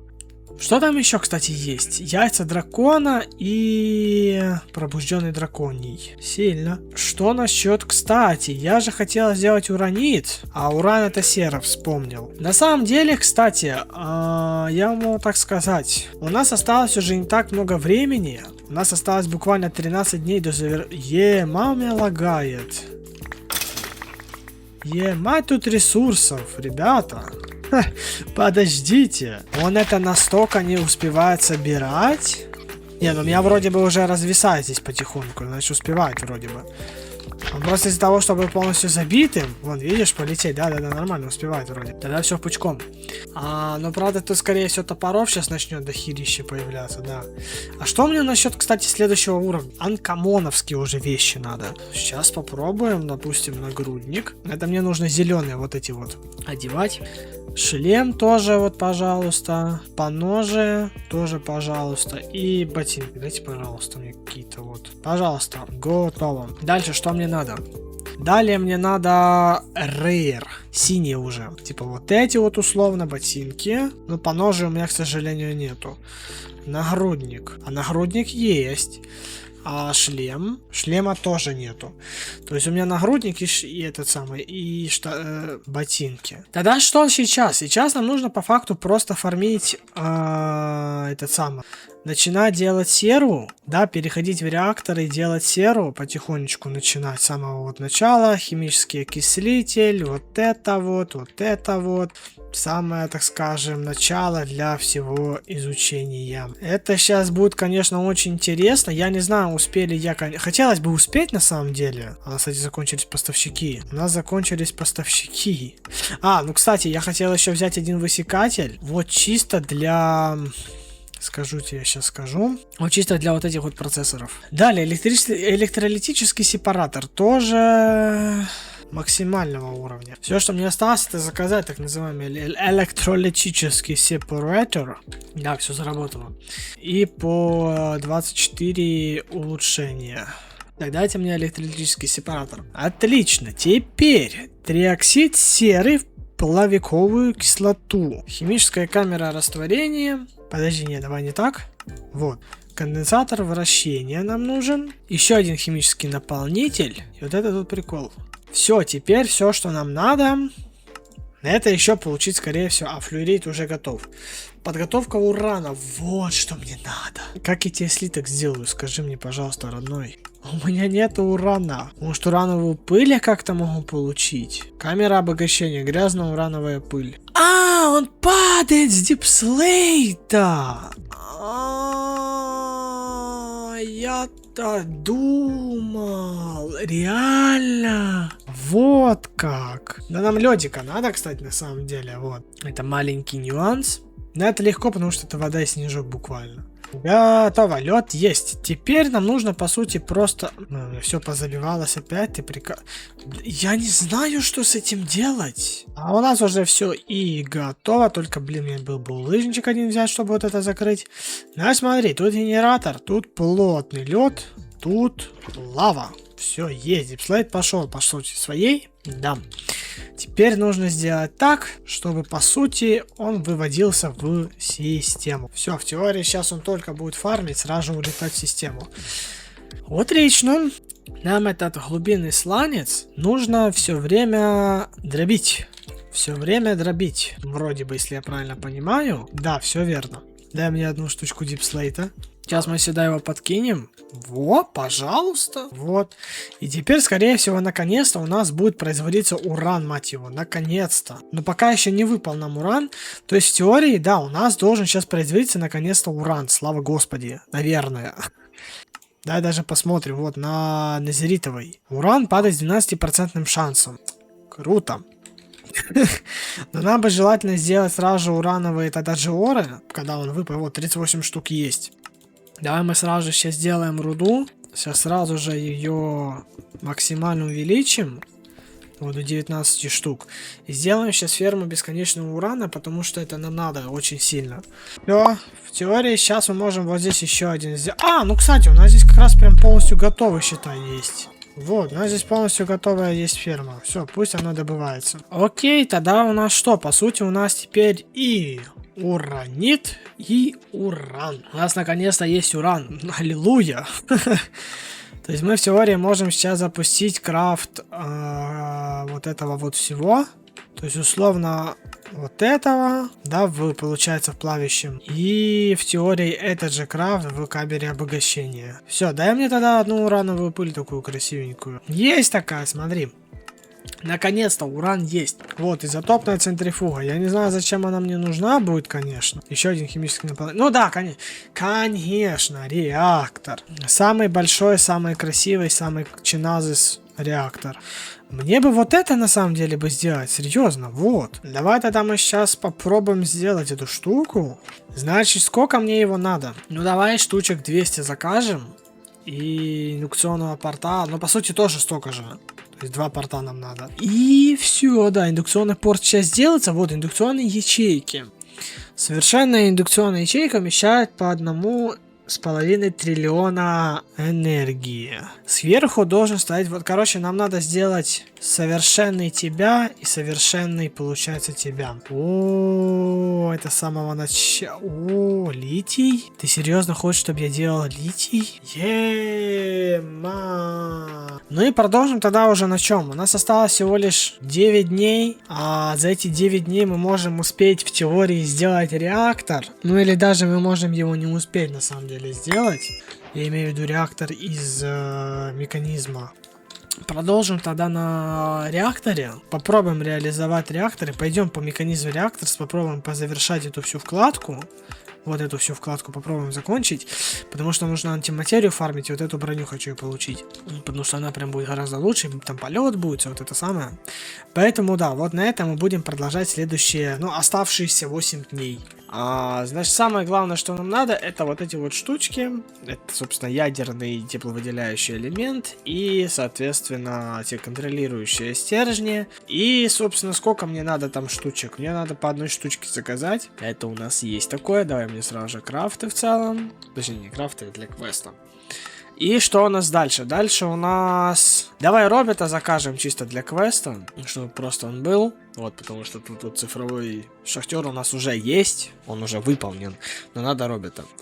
А далее у нас вот ядерный реактор, но для него нужен логический адаптер, так называемый, и вот еще порт ядерного реактора, так называемый. Этот сделался, и этот тоже должен сейчас сделаться. Готово. Что там дальше? Так, ну водный хладагент, это естественно, да, то, что нам нужно будет раковину использовать. А здесь по поводу продвинутого и логических вот этих вот приколов. Тут, короче, дело в том, что мы можем это все заняться редстоуном, либо с помощью вот этих вот часового переключателя.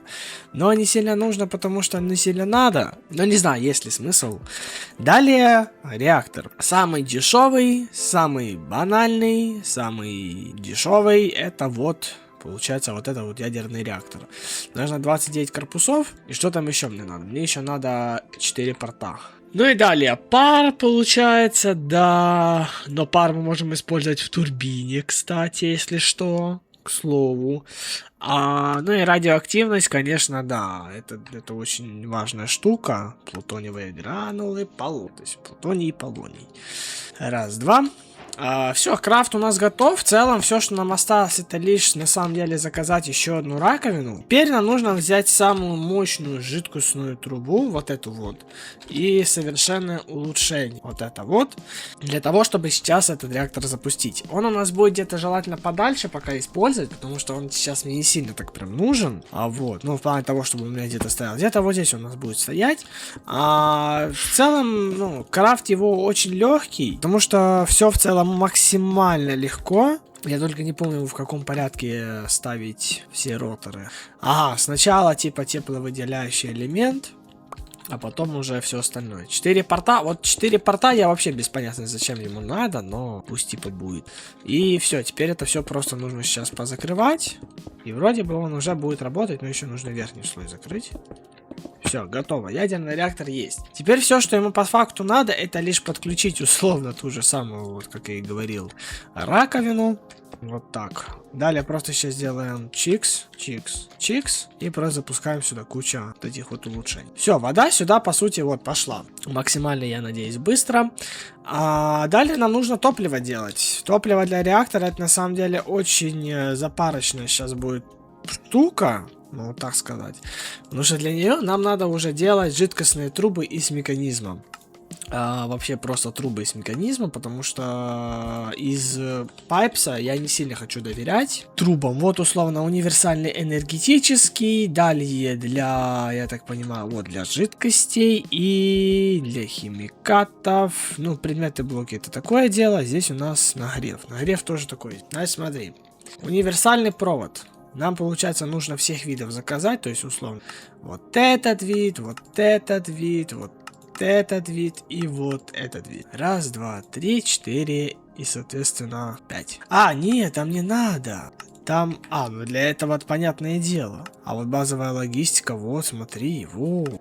Конфигуратор надо сделать. Ну, конфигуратор, я думаю, я и так могу сделать все. Все, настройте это все. Механические трубы, вот, да, вот как раз таки, ну, то есть, получается, не важно, я могу и совершенные в целом, и вот эти вот заказать 100 штук, и вот этих вот 100 штук, ну, и, соответственно, вот этих тоже 100 штук, даже все они нам очень сильно пригодятся. Значит, смотри, механизм реактора. Для того, чтобы нам создать ядерное топливо, да, то так, наверное, оно и есть, ну, ладно, куда все энергия исчезла? Я не понял. А что это значит? Это значит, надо делать дополнительные 64К вот эти вот приколы. Ой, Блэкстоуна не хватает, чернита не хватает. Я, видимо, его весь послал сюда. Для 3 сингулярностей. Кстати говоря о них, давай мне сюда. Сейчас много квестов должно закончиться. Но они, я думаю, быстро нафармятся. Поэтому я не думаю, что стоит так переживать. Но то, что у меня сейчас, конечно, уже улетела вся энергия, это плохо. Это реально, ну, плохо, я бы сказал. Далее, да, насчет ядерных топлива. Топлива ядерного. Нам надо, вот, фюзель, так называемая. Вот. ДТ топливо, не то, подожди. Вот, физилия фуиль нам надо, так называемый. То есть, получается, вот это вот делается у нас, соответственно, благодаря ураниту гексофлориду. Уранит гексофлорид у нас делается благодаря гексофлориду сиду, я забыл, это оксид. И уран-оксид. Получается, гексофлорид делается с помощью флюорита и сульфурита. Это как раз сульфур, это и есть флюорид. Вот, флюорид. Флюорид мы, по сути, можем выращивать, скорее всего, да? Я надеюсь, флюрид. Дай мне посмотреть, могу ли я выращивать флюорид. Подожди, у меня нету ни одного флюорита? Есть, 27 тысяч флюорита. Понятное дело, что я ему выращивать все это с помощью песка. Дробить руду, кстати, что самое интересное. Окей, но у нас все равно 27 тысяч есть. Давай дальше смотреть. Здесь нам нужен еще оксид урана. Это у нас, по сути...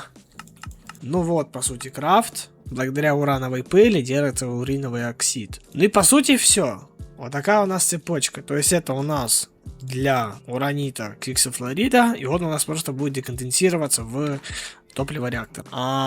Значит, им надо будет подавать автоматически урановую пыль и флюорид, соответственно. Я сейчас сразу сюда, правда, улучшение понакину, чтобы было хорошо. Ну, сульфур.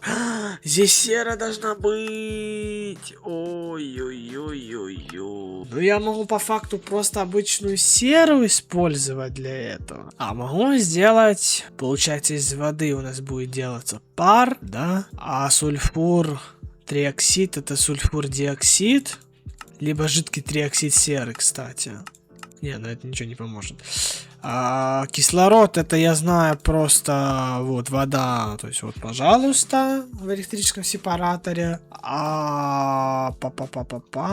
Сульфур диоксид, это у нас... это у нас хер его знает что. То есть, по сути, просто сюда придется серу пихать, да и все. То есть мы берем сейчас сюда серу и закидываем сюда серу, также со скоростями. Все, сера пошла, флюорид без энергии. Отлично. Давай подкинем энергии. Только как это вопрос сделать? Блин, лучше бы спереди, конечно. Давай тогда спереди мы это все сделаем сейчас. Вот, в теории здесь уже что-то сейчас начнется фармиться. Ну да, здесь уже фармится. Вот, и здесь пошло фармиться. Но, бляха, видимо, настолько медленно и настолько мало, что это жесть. Ну, кстати, смотри, с одной серы делается 100 сульфура диоксида. То есть, в теории мы можем это все сделать. Потому что и так в целом будет достаточно. Давай попробуем. Давай попробуем сейчас сделать вот этот вот крафт. Давай рискнем. И вот, сульфур диоксид есть. То есть, по сути, теперь ее надо вывести тоже с помощью, естественно, химикатов. Нет, это не химикат. Нет, это химикат. Так, а почему? Подожди. Если это химикат, ты почему не хочешь? Да это вон даже написано. Химикат, сульфур диоксид. Химикаты. Давай еще слева выход сделаем. Во, смотри. Теперь вот у нас делается сульфур триоксид. Далее этот вот сульфур триоксид с помощью пара, то есть по сути вот здесь, да, это у нас химикат, По сути надо сделать так, чтобы он выходил спереди, но можно по сути его здесь. Вот сульфур триоксид. Теперь нам нужно его аккуратно подвести вот сюда и сделать, получается, вход химикатов, получается, спереди, да. Вот сульфур триоксид. Тут улучшение есть? Да, есть. То есть, по сути, просто тебе энергии надо дать. Есть. У нас делается, пожалуйста, сульфур, этот вот галька, вот это вот, соответственно, прикол вот этот вот делается. Вот он. Мне, правда, очень сильно не нравится тот факт, что у нас с энергией беда. Значит, смотри, у нас здесь есть очень много сульфуроксида. Значит, этот сульфуроксид справа нужно сделать выход химиката, соответственно, да, сульфуроксида, да. И его нам надо переть вон аж туда. Я тебе братка привез. Смотри, какой сульфуроксид. Химикаты, давай мне вот химикаты вход, отлично. Гексофлорид урана. Точнее, просто гексофлорид. Вот. Его нам нужно выводить в эту систему, да? Да.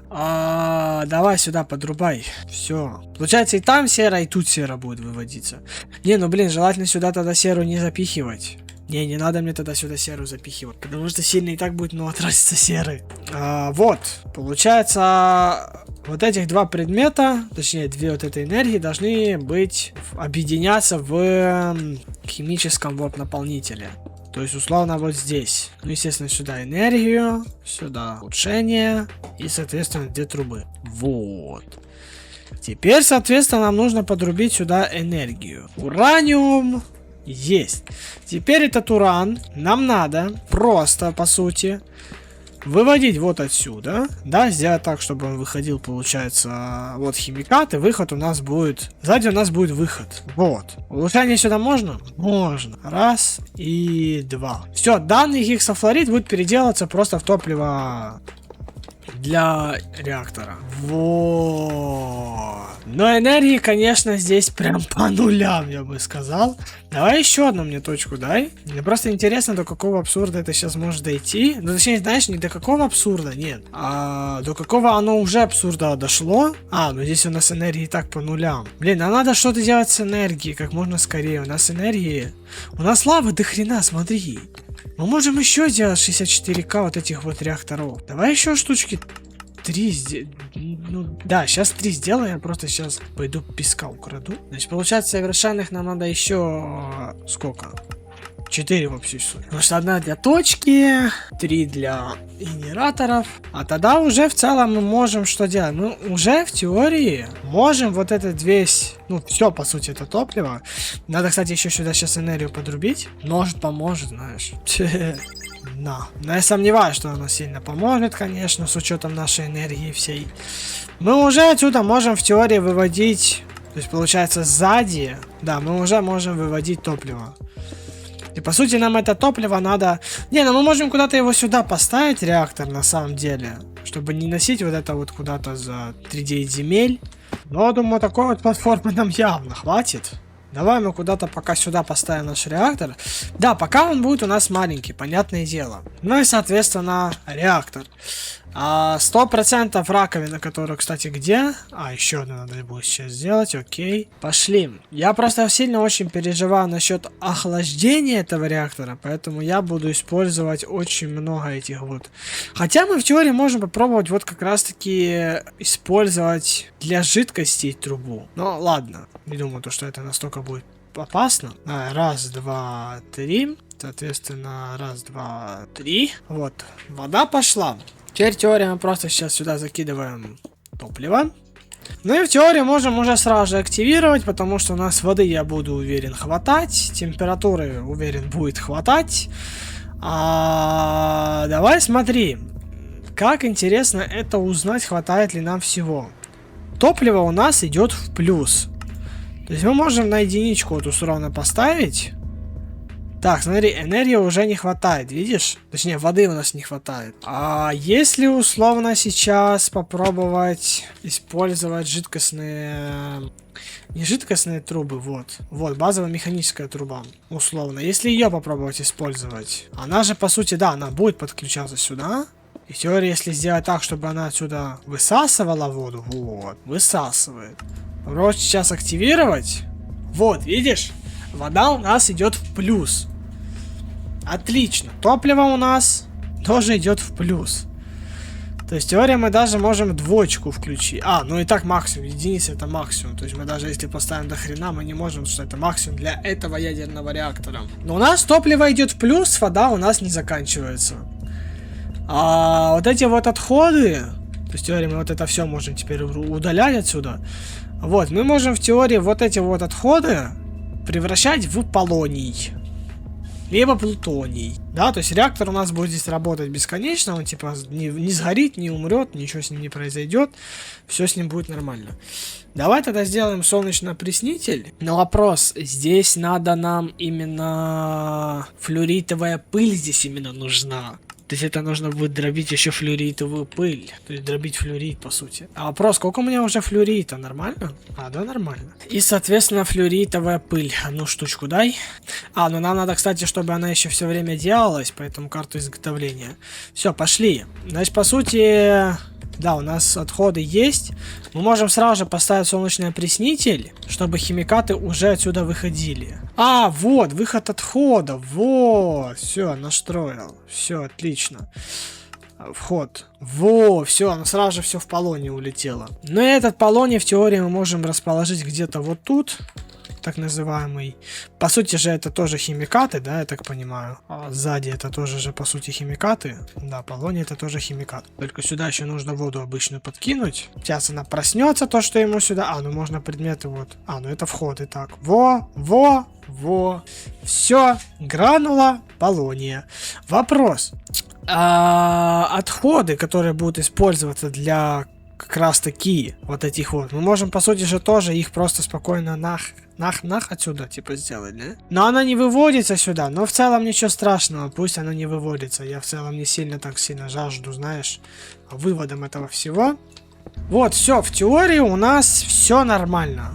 В теории, да, у нас все в порядке. Можем мы, конечно, сделать еще турбину.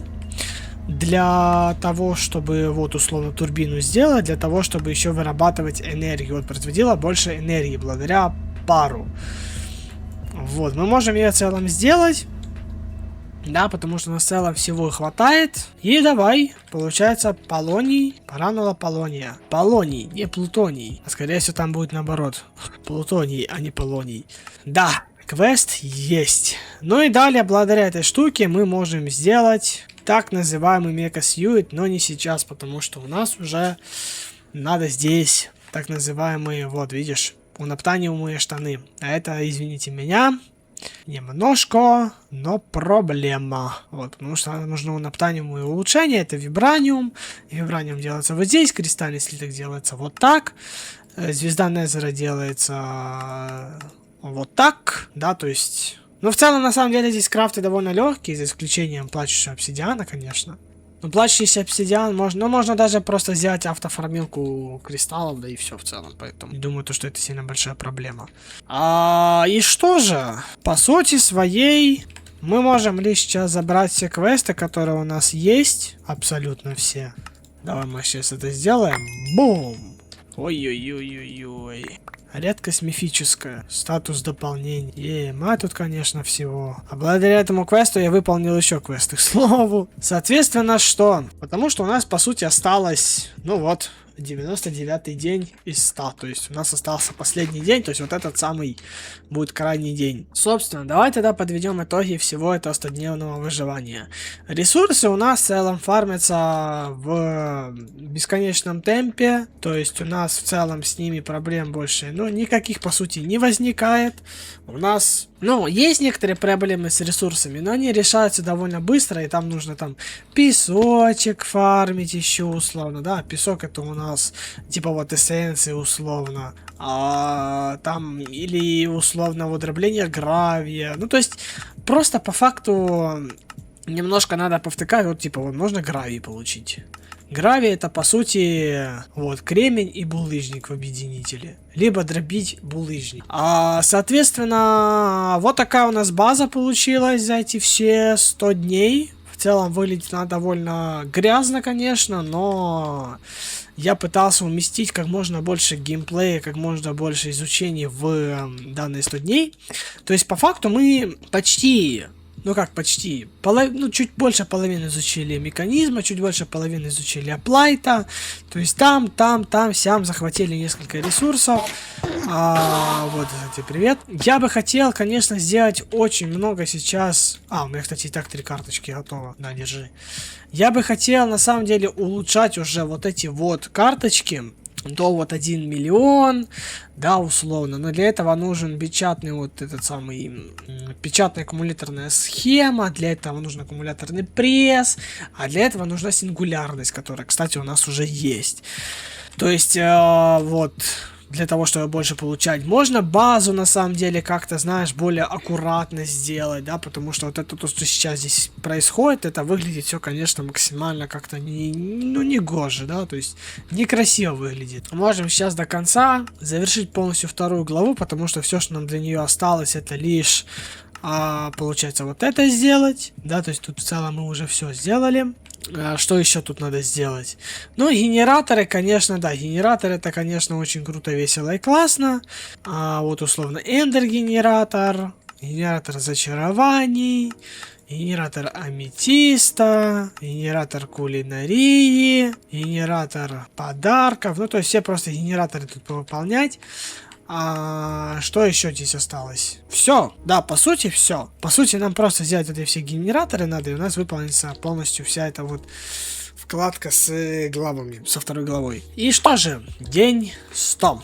Что я могу сказать по поводу данного 100-дневного геймплея? Это мой первый раз в такой рубрике, поэтому не знаю, да я даже близко не знаю, какой хронометраж выйдет у данного ролика, потому что по времени сырого материала он обходится в 16 с копейкой часов. Если вам это понравится, если вы хотите продолжение, да, то есть 200 дней, 300 дней или полностью закончить данную сборку, то я буду ждать ваших лайков, комментариев и это самое всего остального, чтобы я понимал то, что, реально хотите, вы реально в этом хотите. Вот. Ну и, соответственно, я соберусь, да, и продолжу проходить данную сборку, потому что, ну, по сути, для данной сборки все, что осталось, это, по сути, фарм до хрена ресурсов, уже начинать потихонечку все моди здесь доделывать. Ну и тут, понятное дело, все остальные вот типа вот эти вот всякие квесты, вот эти вот всякие квесты, вот эти квесты. Ну то есть просто по квестам уже это заканчивать и все. Поэтому вот так. Всем огромнейшее спасибо за просмотр данного 100-дневного прохождения. Я надеюсь, вам оно понравилось. Подписывайтесь на канал, ставьте лайки. Также не забывайте подписываться в телеграм-канал, ведь там выходит очень много всяких новостей. И даже касаемо данного вот большого ролика, там тоже выходили новости. Вот, поэтому обязательно смотрите. Ну и что я могу сказать по поводу данной сборки из краткого. Сборка очень интересная, очень прикольная, очень затягивает, потому что здесь очень много модов. Да, они не связаны между собой, то есть условно Immersive Engineering, Modern Industrialization, что там еще было, пчелы даже условно те же. Я их не изучал, потому что их, не было никакой-то необходимости какой-то, да, изучать это все. Поэтому вот так. Да, то есть магию, условно, да, Ars Nova тоже не изучал. Но мы это все будем изучать, если придется, да, 200 дней там, условно, то придется изучать. Поэтому вот так. Всем хорошего дня, всем хорошего настроения. До скорой встречи, друзья. Еще услышимся. Пока!